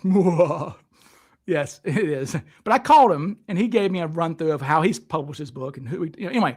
So I sent my book out to a bunch of publishers. Now the problem is I was sending them out to publishers who are commercial publishers. They're not, they're trying to make a buck out of books, right? Like Colbert's book would be right up their alley. I have a suspect and I can do all this. But then I realized, wait a second, I've wasted a year hawking this to the wrong publishers. Now I'm like, so I'm now sending it out to university presses. I've sent it out to University Press in Mississippi, Washington, Oregon, because the book is academic. It's got around 500 citations. It's an academic book and it could be peer reviewed even totally. Yeah. The other thing too, when we talked about this, we've talked about this in that I think that the first step for you should be finding an agent and querying agents on, representation and letting the agent find the publisher. So I tried. Yeah. I have emailed my book and everything to about 30 different agents, 30. And I was asking ChatGPT, find me agents who specialize in crime nonfiction. And I even had one agent who said, wow, I've been wanting a DB Cooper book for so long. I'm like, well, you got the DB Cooper book, I think. So that's where it is right now. I would love for it to be published. I could publish it I could publish it today on freaking Amazon if I wanted to, but I hate to sound smug and arrogant, man, but you always want to go traditional publishing first. Yeah. I think. Yeah. Well, and I think that this book will be read a long time from now, So do you think that if tomorrow the FBI calls a press conference and announces that the DB Cooper case has been solved and it's, Mr. Tyler Johnson from Johnson City, Missouri, is that going to hurt your book? I don't care. In other words, do you think your book would sell better if the case was solved or unsolved? Oh, unsolved for sure. So you prefer that the case remain unsolved? No, I would sacrifice my book to know who Cooper was for sure. 100%. So you don't have a financial interest in keeping the case unsolved? No, in fact, I actually wrote Simon and Schuster. Under Mark Meltzer was like, you should do this. I wrote Simon and Schuster and said, look, I don't want any royalties. If you'll publish my book, you can have all of it. I don't need. I own a law firm. I don't need. I mean, look, you got to be John Grisham to make money on selling books. Honestly, I mean, you got to sell a lot of books, and there's not enough audience for my book to make me any money at all. As I've said before, Cooper is going to extort $200,000 out of me before it's all said and done. Like I lose, but I hate that. I hate that criticism, and it comes from Grider. Grider says people like him don't want it solved because they have a financial interest. I'm like, bro, it would be in my financial interest to solve the case. Actually. So coming back to you, why haven't you found the cigarette butts yet? They're in a landfill. You filed a FOIA. You mean the hair slide? Not the cigarette butts, the hair slide. You FOIA'd for the hair slide. You've reached out to the FBI. Supposedly it's located in Jackson, Mississippi, which is a stone's throw from where you live. Why haven't you done more to get the hair slides?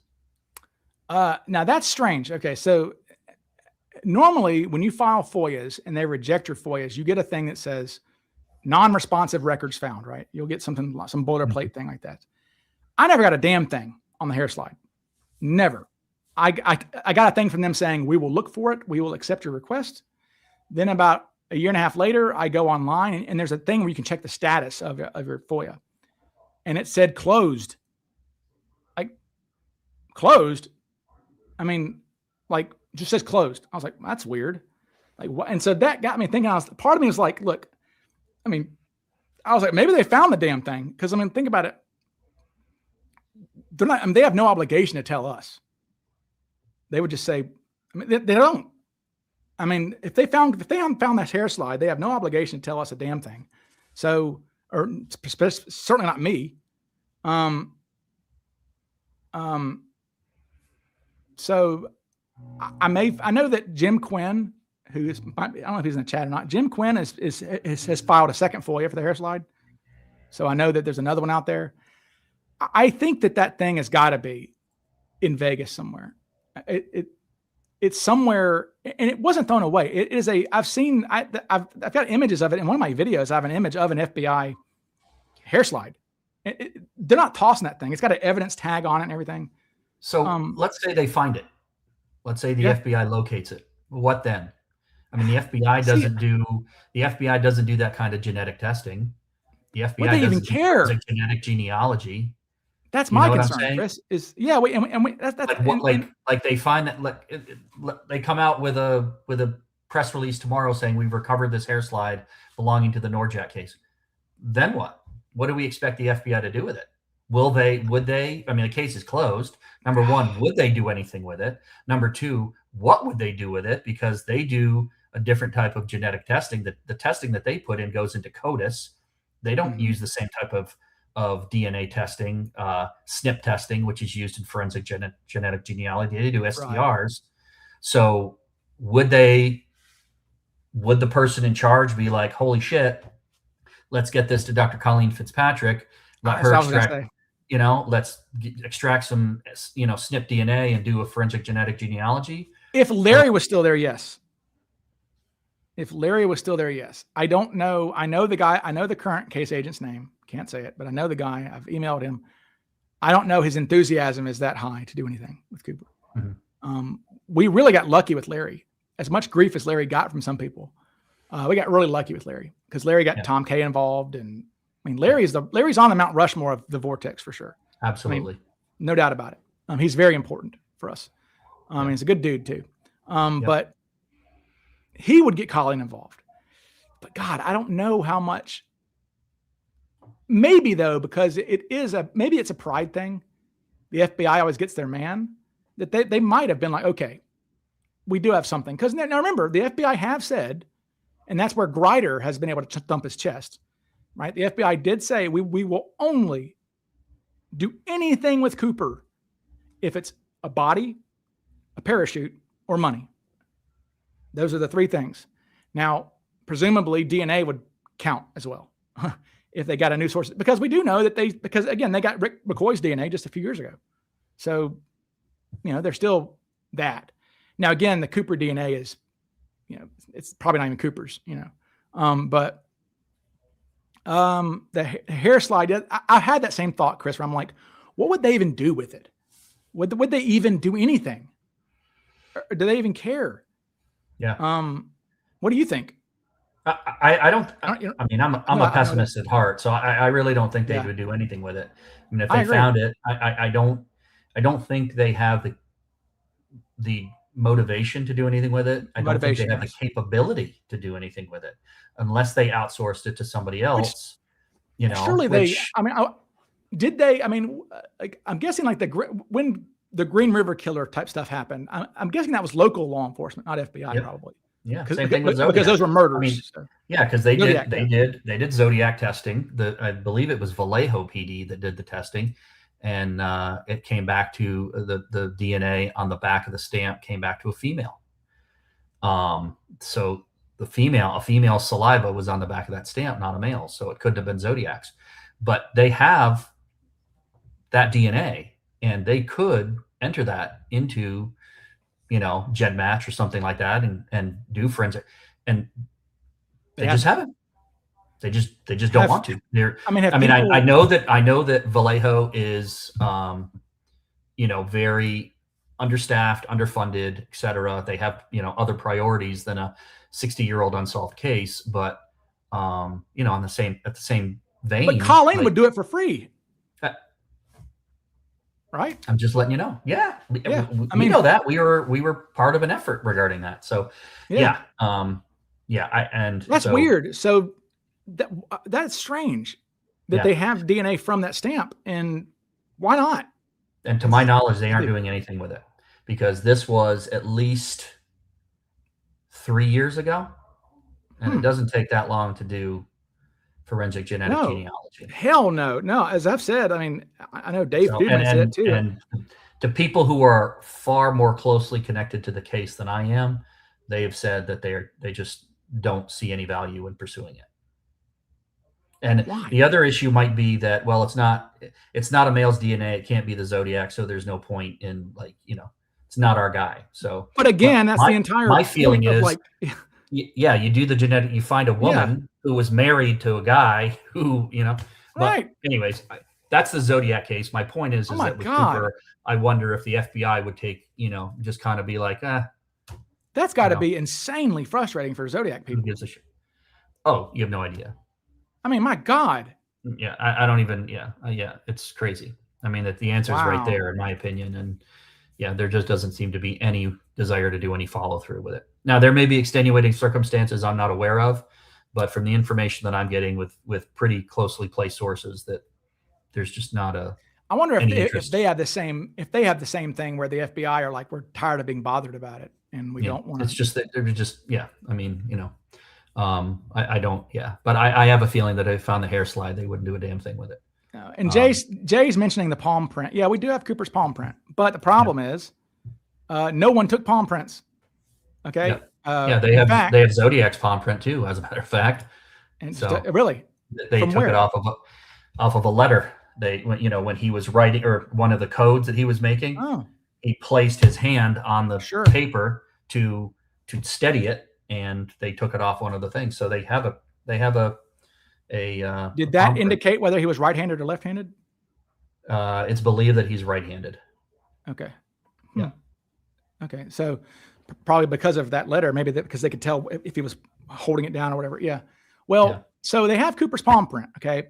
And that was actually the number one thing they did. If you look through the FBI files to eliminate suspects, they were that convinced that was Cooper's palm print, that that's what they would say. They would go, okay, look, if you're tired of us messing with you as a suspect, give us your palm print. And they did. Most people were like, sure, here's my palm print. A few didn't. They had to connive Alvin Curtis Hartley and Robert Ragstraw to give them palm prints. A few people played fast and loose about it.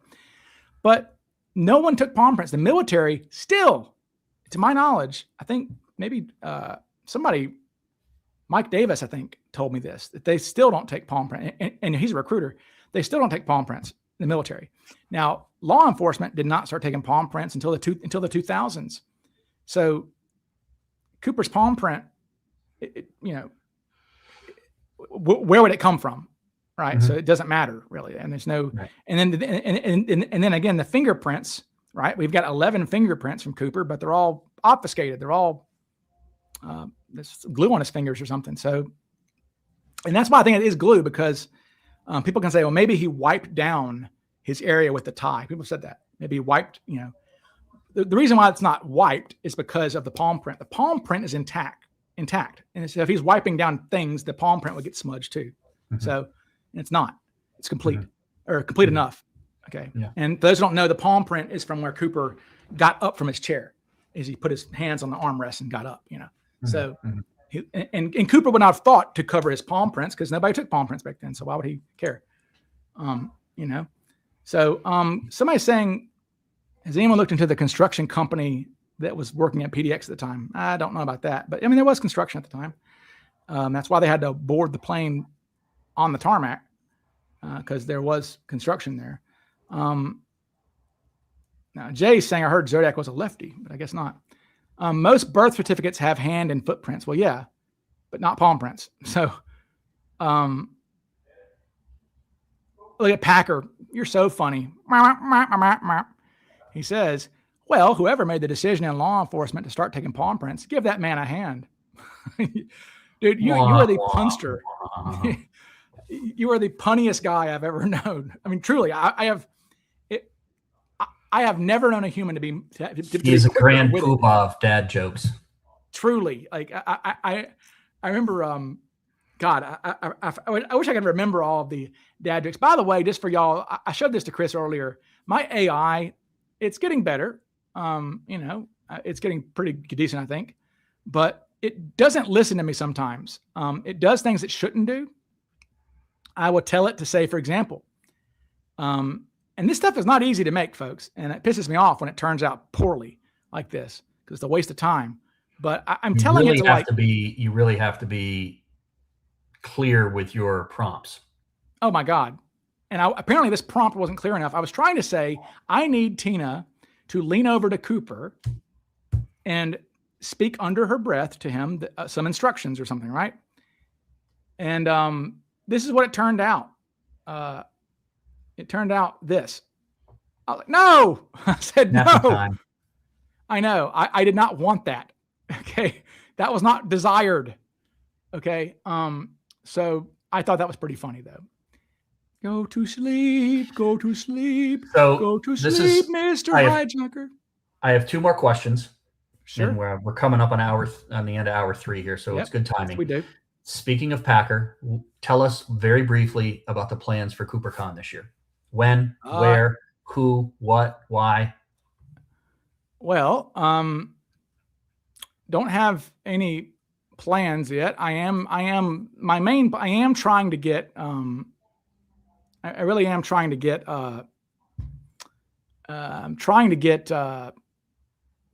Rob Hetty to come. Okay, that would be a big coup.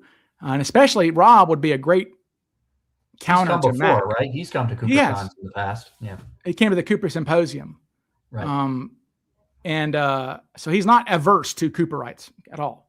So I think I can make that happen for him. Okay. And he'd be a great, not foil, he'd be a great contrast to Mac, right? Because Mac's Mac.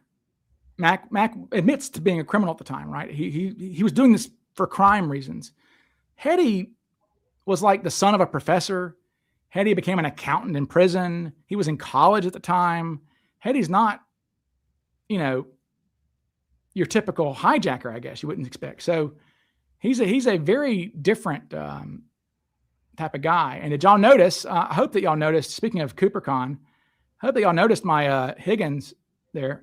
My Higgins, I mean. So yeah, there you go. And that took a lot of effort. So I had to figure out. Watch that again. I had to figure out. I looked up in the papers. I looked up on the Columbian on the day of the hijacking what was showing at the Kiggins. And it was called the RA Expeditions. So I put those posters there. And then Towers Totten Teen.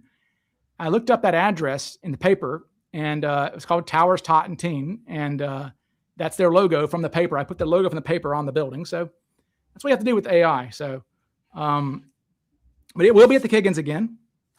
I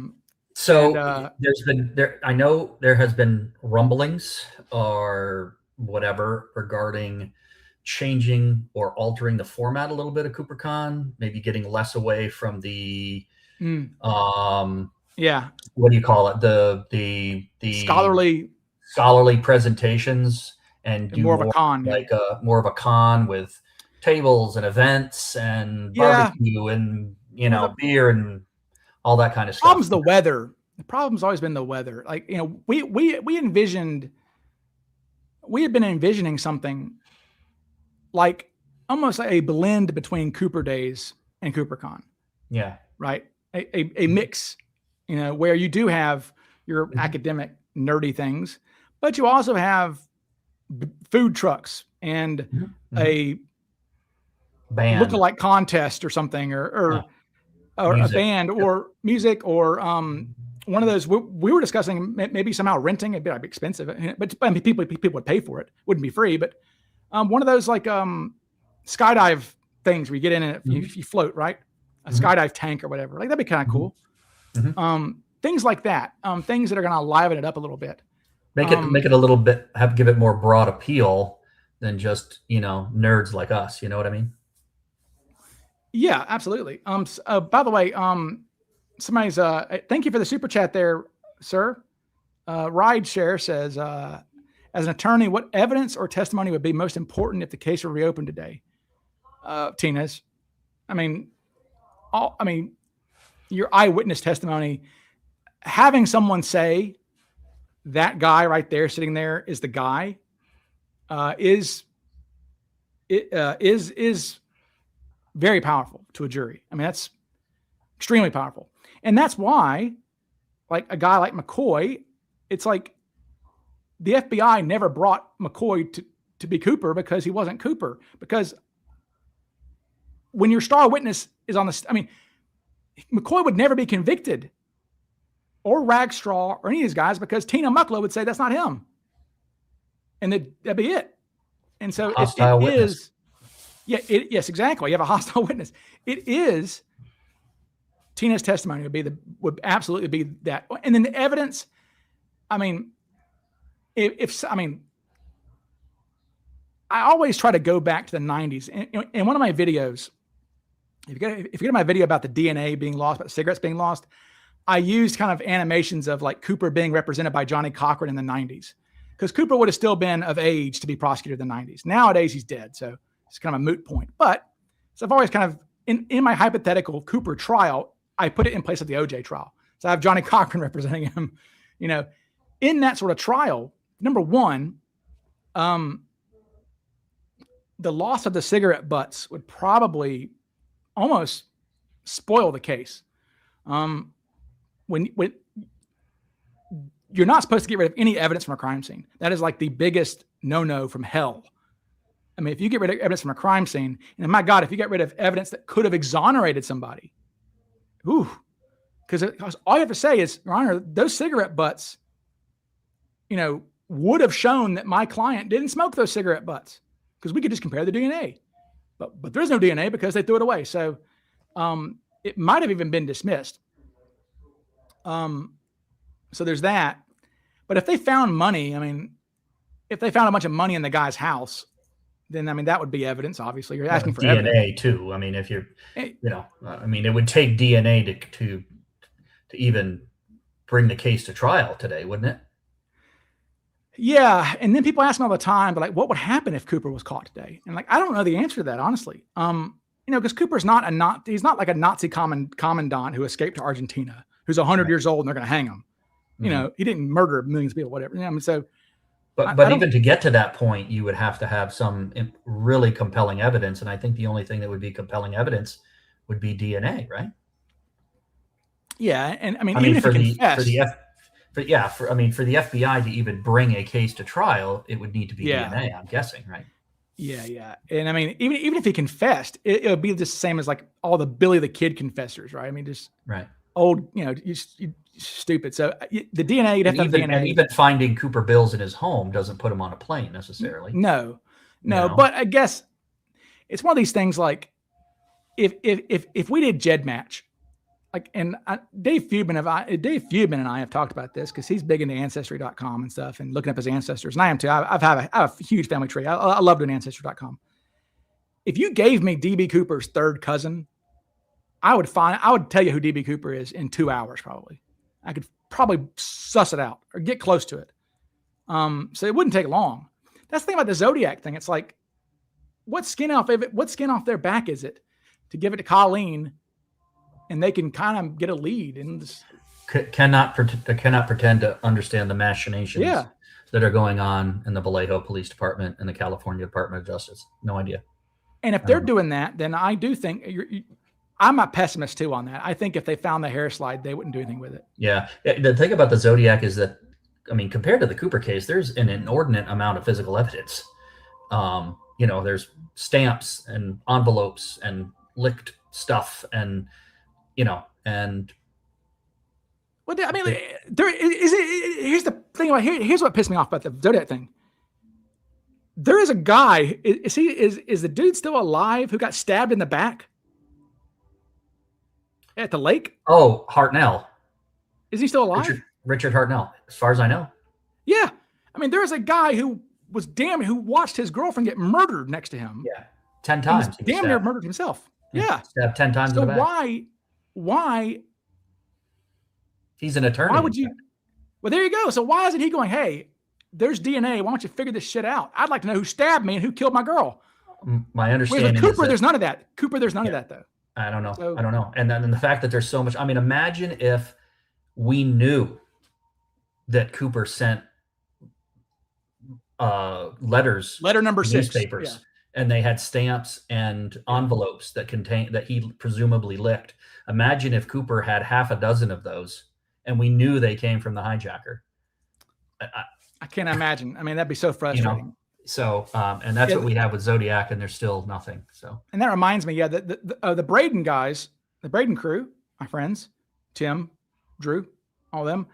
They like the idea that Cooper wrote, or that Braden wrote Cooper letter number 6.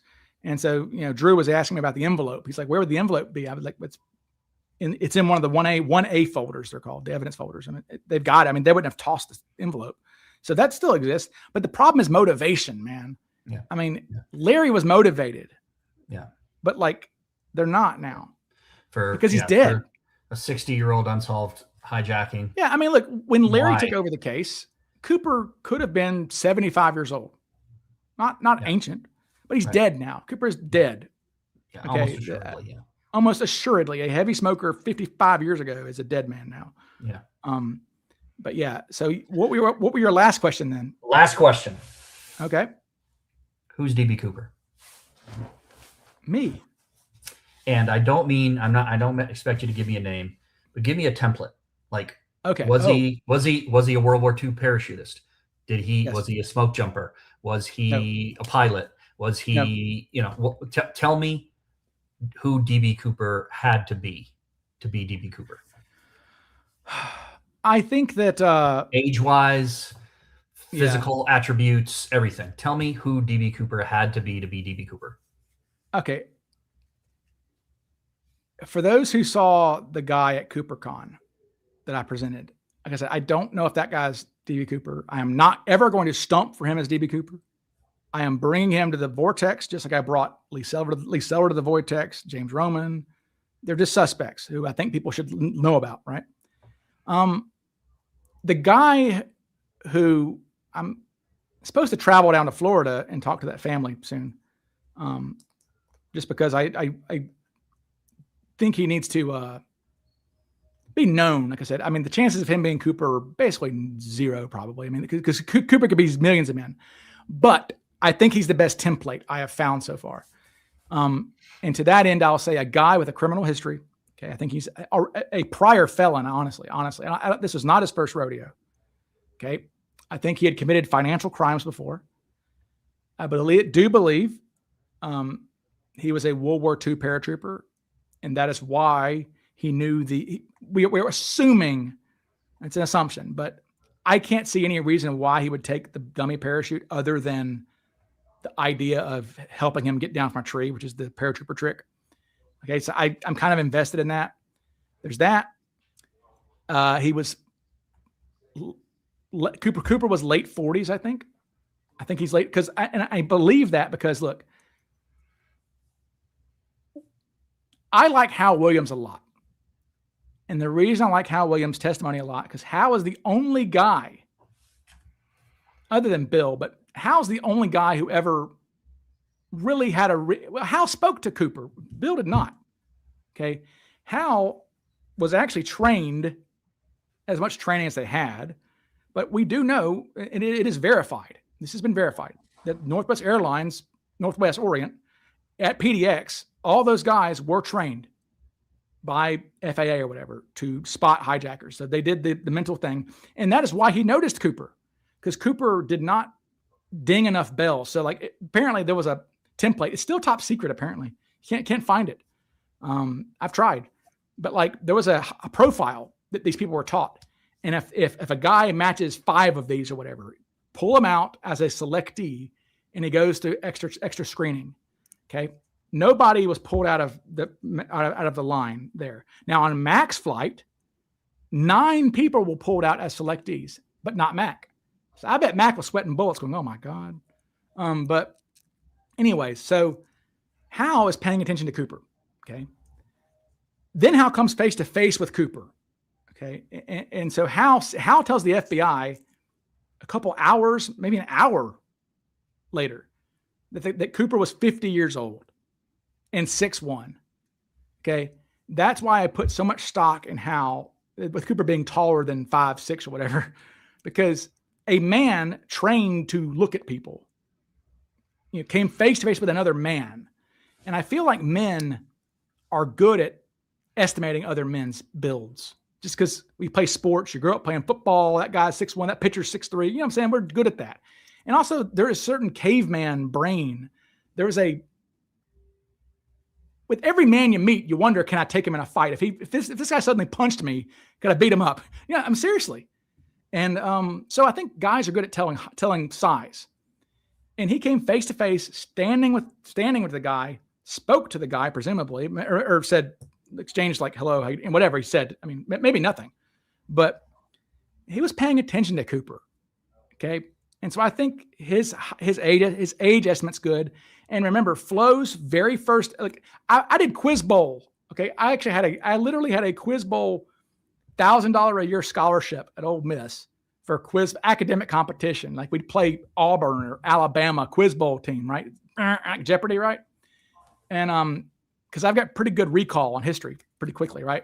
So I was the history guy on the team. So we were taught, like people actually, coaches and things, like your brain's first instinct is generally right. Almost like it just, like we have when you overthink, you complicate things, right? I used to do test prep. And one of the things that I would tell the students is your first choice is almost always the correct one. Students, a lot of times what they'll do is make a selection and then second guess themselves and change it. And it's almost always changed to the wrong answer. So go with your gut.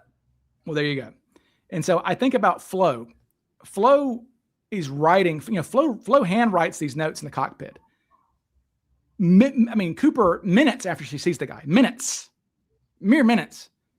And Flo writes, he is in his 50s. So, Flo just took money from the guy, just made a drink for him, took his ticket, saw him walk across the tarmac, had him death stare her. Well, 50 would make sense for being the right age for a World War II vet too. Absolutely.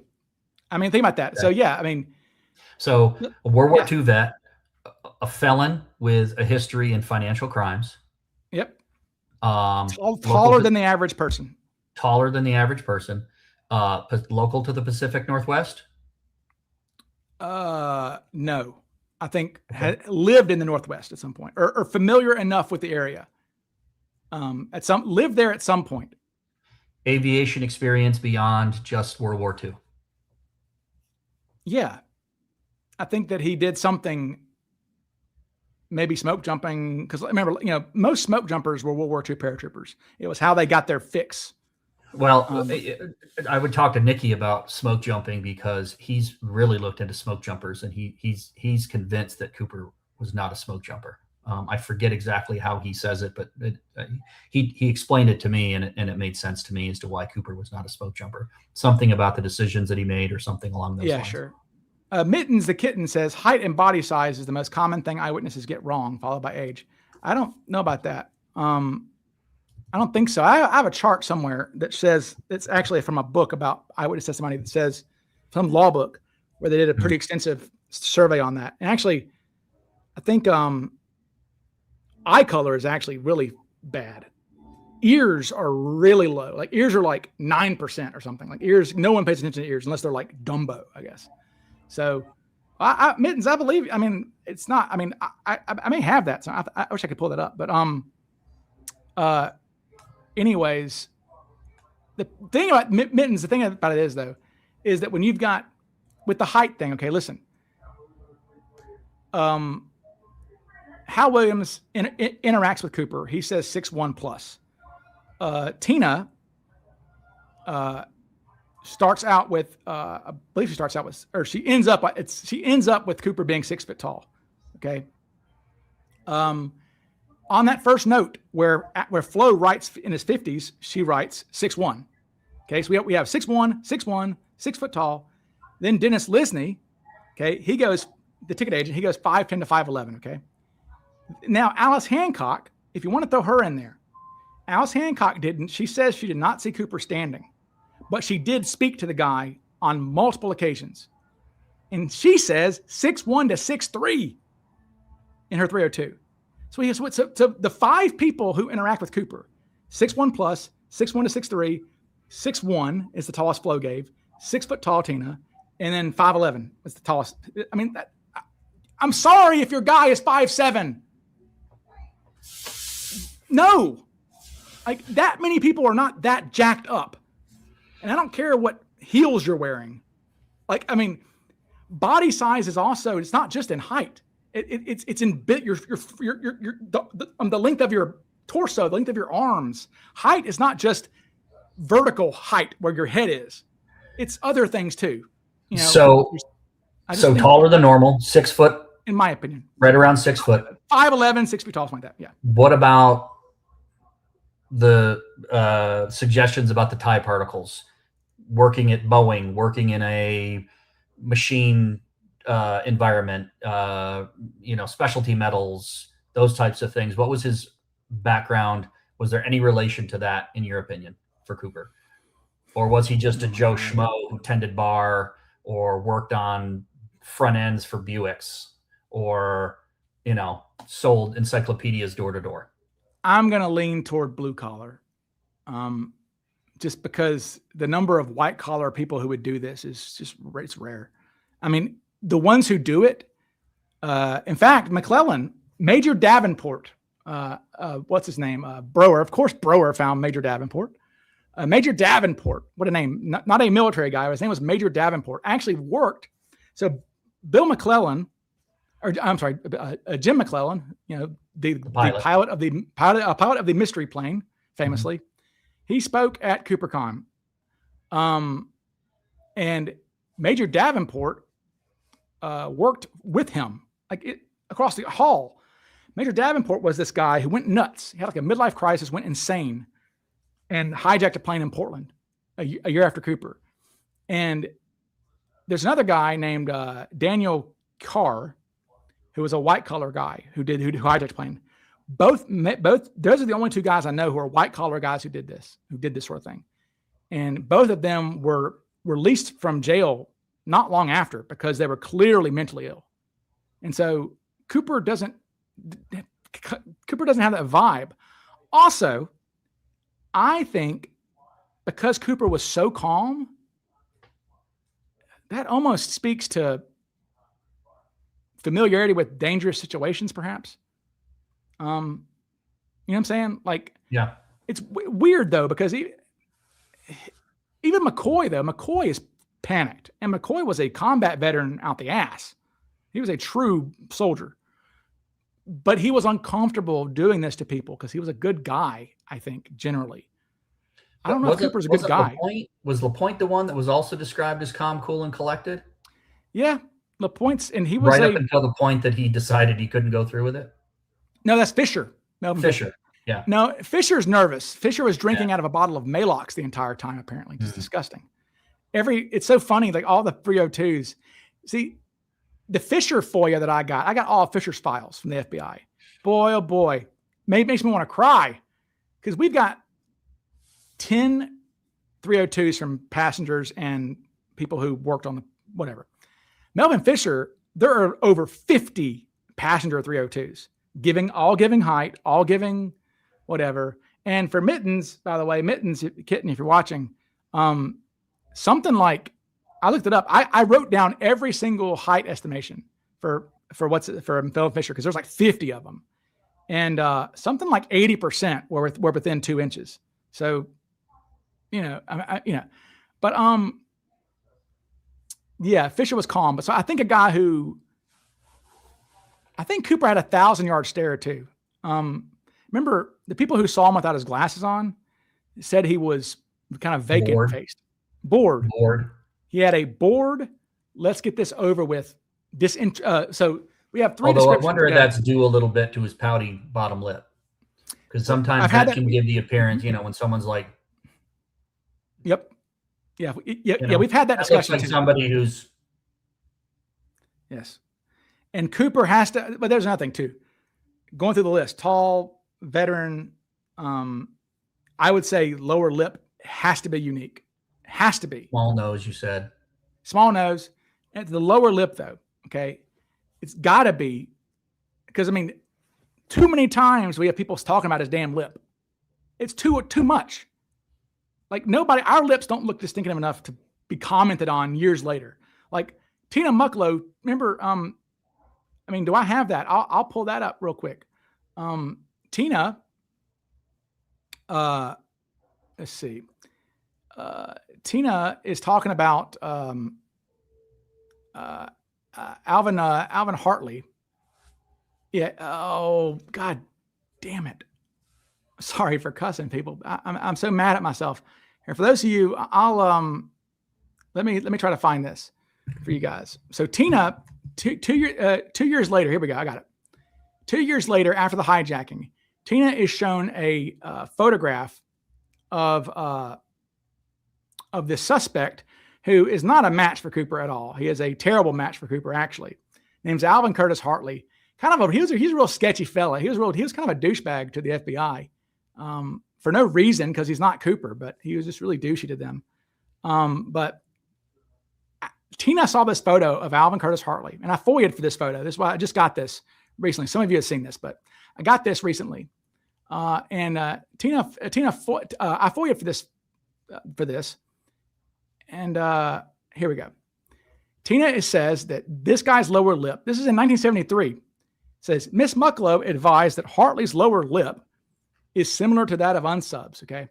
So like, that's kind of that pouty little lip, And so for Tina 2 years later to see a photograph of a guy and say that looks like his lip, clearly she remembers his lip.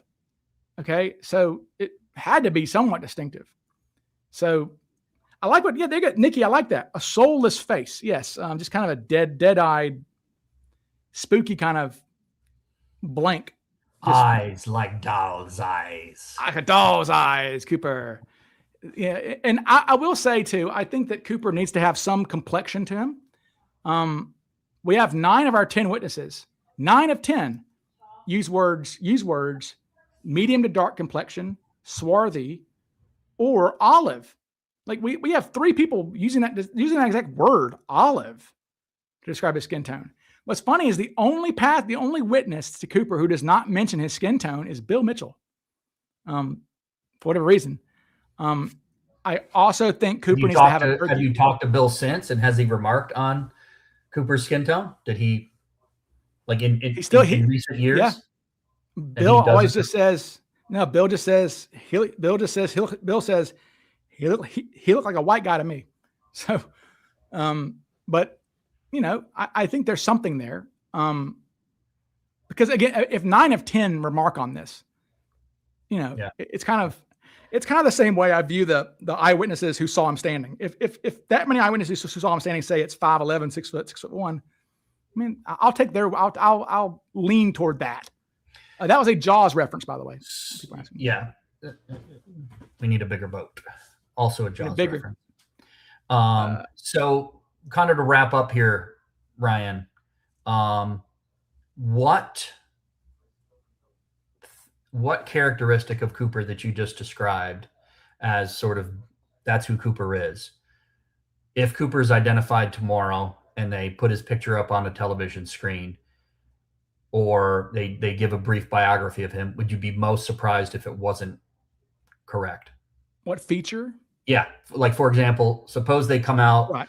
and, it's Tyler Johnson from, Branson, Missouri, and he's 5'7" and 135 pounds in 1970. Oh, what would I be? I think I would be. What would you be more surprised was not part of his template?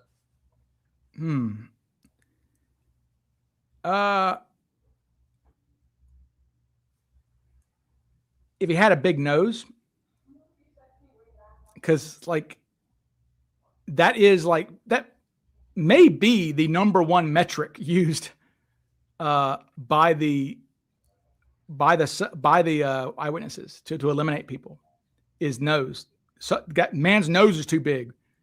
So I would say that if he had a big ass, if he had a Walter Recca nose, I'll say that. And I would be surprised.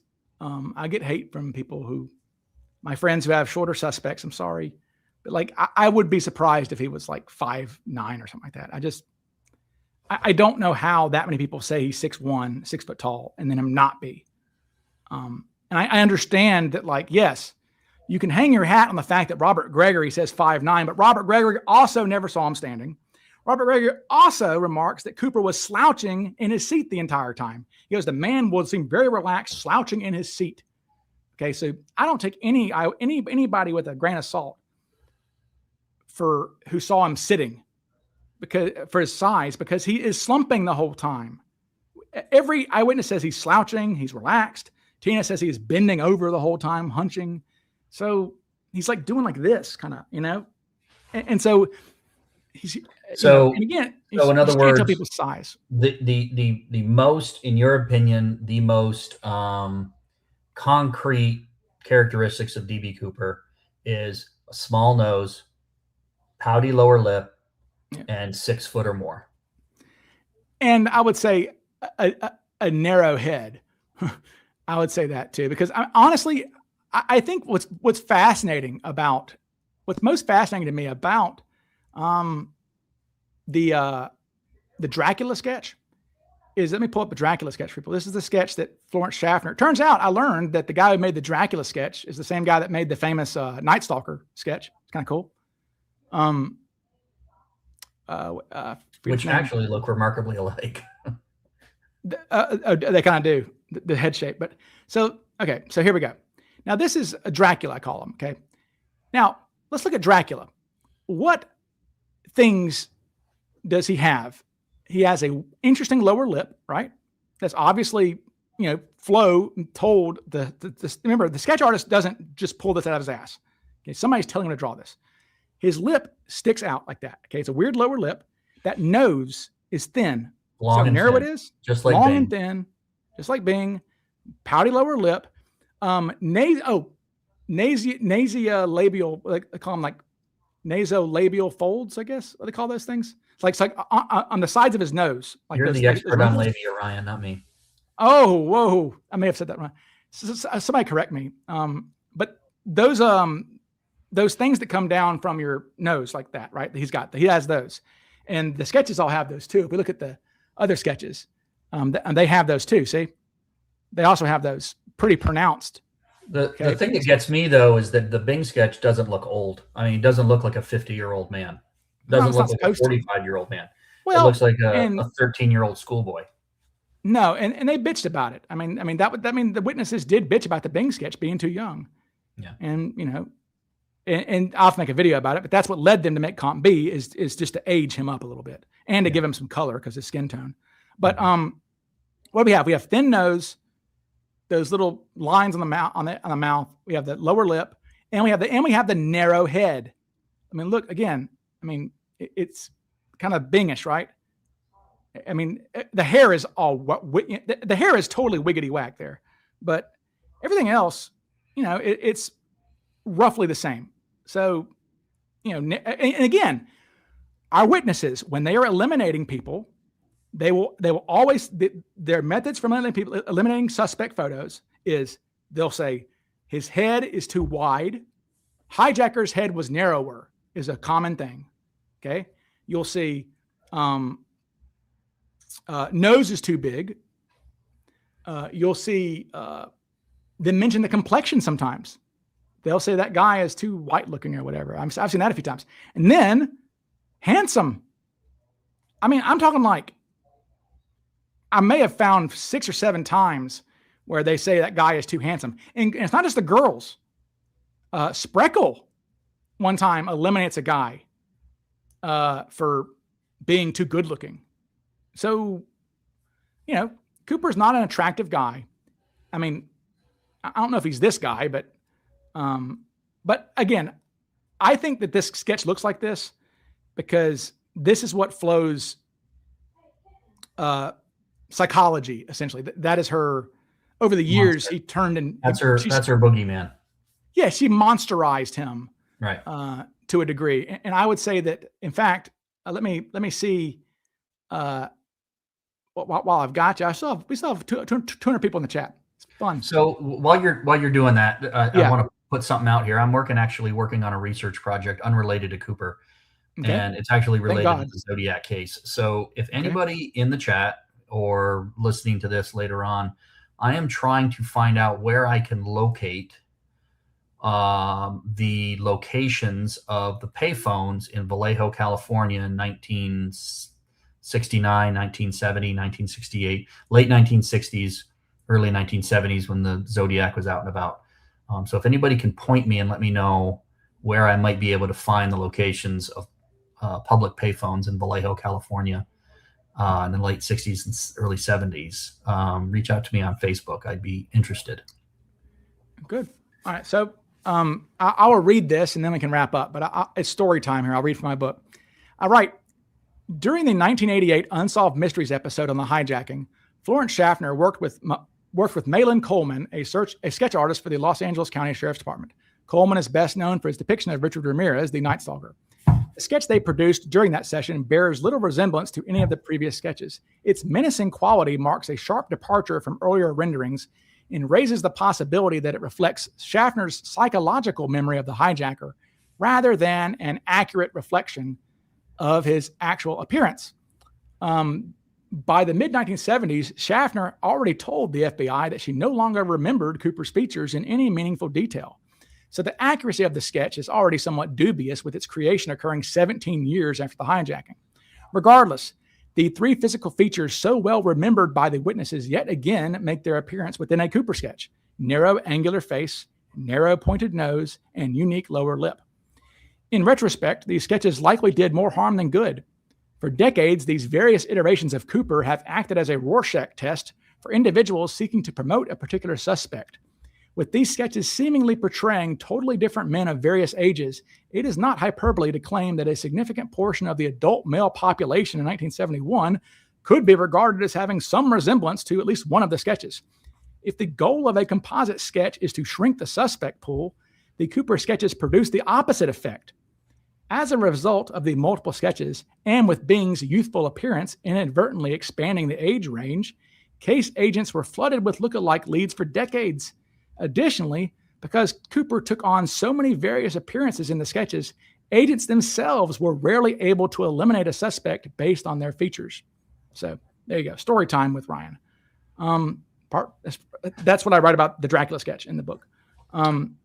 Also, in regards to age, I don't know if you've seen this or not, but you remember that movie Cocoon? Sure. With Wilford Brimley? Do you know how old he was in that movie when he filmed that Yes. movie? My age, I think. 49. Like okay. He's 49. Guess how old Ryan Reynolds is today? Oh, he's 50 probably. 49. Damn. Ryan Reynolds is the same age as Wilford Brimley when Wilford Brimley filled Cocoon, and he played Wilford Brimley, of course, in the movie Cocoon, played an old man.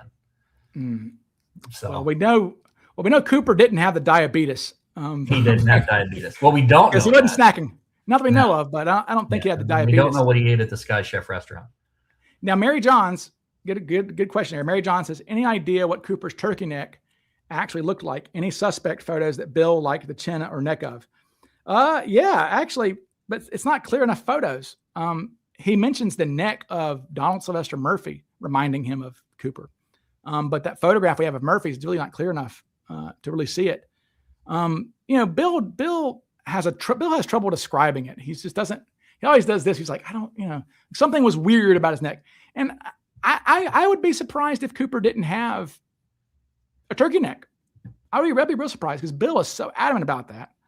And yeah, Bill did make a side profile sketch because he wanted to show off the turkey neck.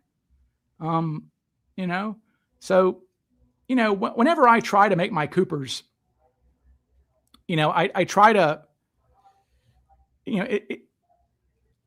I try to have consistent looking Cooper characters, and that's really hard to do actually when AI. Consistent characters is a major problem in the AI stuff. But yeah, my Cooper, let me see if I can get an actual decent look at the guy.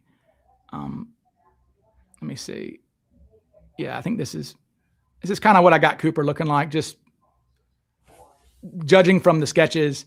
This guy's actually kind of a blend of the sketches. I mean, I'm a comp A guy, but this guy was created really with a blend of the sketches. But this guy here. So I think, you've got the features there, right? You got the lines coming down from the nose, right? You have the long kind of pointed nose. You have the lower lip. You have the narrow forehead, and then you have a receding hairline and brown eyes. So, that's kind of where I am with Cooper. Problem is that guy I'm not attracted to men. I don't know, but ladies, this guy might be too handsome even. I don't know. He might be ugly for all I know, but I don't know. But he doesn't look ugly to me. But now, they didn't say Cooper was ugly. They did use homely, which isn't nice. And if they eliminated suspects for being too good looking, then that kind of says to me that, Cooper's attractiveness was. What a subjective characteristic. It is though. Yeah. Eliminate someone though. That's to me seems a little negligent. Yeah. I would never do that. I would never say that guy is too handsome to be Cooper. Right. For example, Skip Hall is, not an ugly guy, but I wouldn't eliminate him. That is my main criticism of Skip Hall, honestly, is that he's too handsome, I think. But okay. So Mary John says he's not bad looking, but maybe not on trend for handsome in the early 70s. So there you go. Yeah. Okay. We do love the pick. So yeah, if we could find, I think that, yeah, it is Xerox redacted of Murphy, isn't it? It is. Yeah. I did base my first Cooper on an actor. Yes. But then I changed it all. I changed it completely. I shit canned him. I just, my original template was the guy who played the Utz Nuts guys from Mad Men. I forget that actor's name. Damn, I forget his name, but it was based on that guy. For this, you might remember Jimmy from Mad Men, the Utz Nuts guy, Utz Chips guy, whatever that guy's name is. You look him up, Chris. I forget his name. But yeah, my original Cooper was based on that guy. Have I shown my AI version to Tina? One of the stewardesses has seen my AI stuff. I'll say that.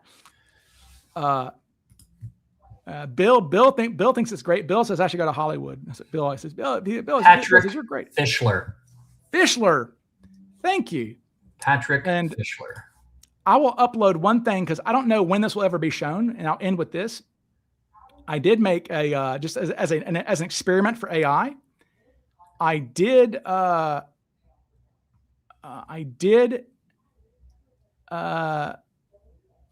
create this. Let's see, Alice. I was just doing an experiment. So a lot of my AI is just done with experiments to see how long I can make a clip, things like that. So here's one that I did with Alice and Tina and them. Because so Alice actually goes back. So if those don't know, Alice was the senior flight attendant. She had been working for Northwest for like 5 years at that point. And as the senior flight attendant, she felt it was her responsibility to sit with Cooper. So she goes back there to Cooper and she tells Tina, she goes, "Hey Tina, there's some passengers who were looking for playing cards up front. Will you grab some playing cards and take it to them?" She was clearly intending, I mean, we know she was, she's told us, that she was intending to, take Tina's seat, essentially. Like, Tina gets up and goes off and she sits down next to Cooper because it was like, but Tina says, or Cooper says, "Forget about the cards, go back to your station, miss." And she's like, "Okay." So I kind of portrayed that moment here.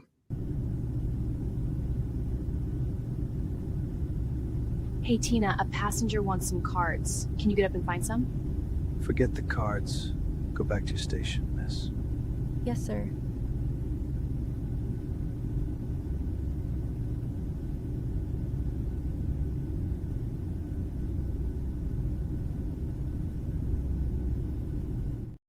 So that's just an experiment. I was just saying how long I could do a clip.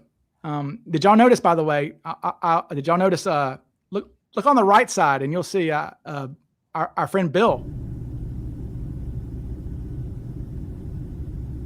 "Hey, Tina, Anyway. I was too busy looking at Alice, who was a stone cold fox in that video. She's not bad looking for sure. And she wasn't. She was a good looking lady. The other one that I will show you guys that I made just as an experience. See, like these aren't ever going to be in videos. So it's kind of like, I don't know where these would ever go. But there's one, here we go. So we know there's a moment where Tina is trying to awkwardly make small talk with Cooper. And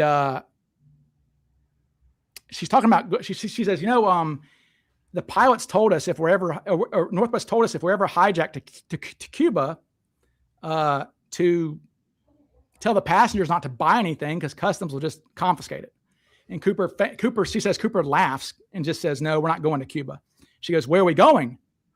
And he goes, "A pleasant place. Don't worry about it." This is what Tina says. Okay. So this is what Tina says, Cooper. This is an actual exchange that Tina had with Cooper. According to Tina, from that night, she told the FBI that they had this exchange. Northwest told us if we were ever hijacked to Cuba to tell the passengers not to buy anything because customs would just take it whenever we got back. Well, we're not going to Cuba. So, where are you taking us? We're going to a pleasant place. Don't worry about it. So cool stuff. Like I said, I don't know where to, how I'll ever use that in one of my videos, but just trying to do AI experiments. It's a shot at Cuba. He clearly implies it's not a pleasant place. Tell me you've never been to Cuba without telling me you've never been to Cuba. Yeah, and that's funny, Ian. Place. That's a good line there. He says, "Forget the cards, pick up the cannoli." That's a funny. It's a Godfather line. That's good. All right, buddy. Well, I need to use the restroom, and we've been at this for 3 hours and 30 minutes. I still haven't broken you. My goal was to break you. For what? Oh, but, questions. Yeah, just with all the questions. But you handled it like a pro, as expected. So, all right then. Well, then, appreciate you having me on, buddy. I always do. So, all right, guys. Well, thank you for Chris for not. I mean, yeah, that was fun because you did ask the hard questions, and those are the hard questions that we just don't know. Like, why did he do certain things? Why would he behave this way? Why would he? Cooper does seem half baked, sometimes, and he just, I don't know. Anyways, all right, guys. Well, that's all we got for tonight. So please like this, help the algorithm, help the algorithm. And thank you, Chris. Cheers. Bye, y'all. See you, buddy. Adios.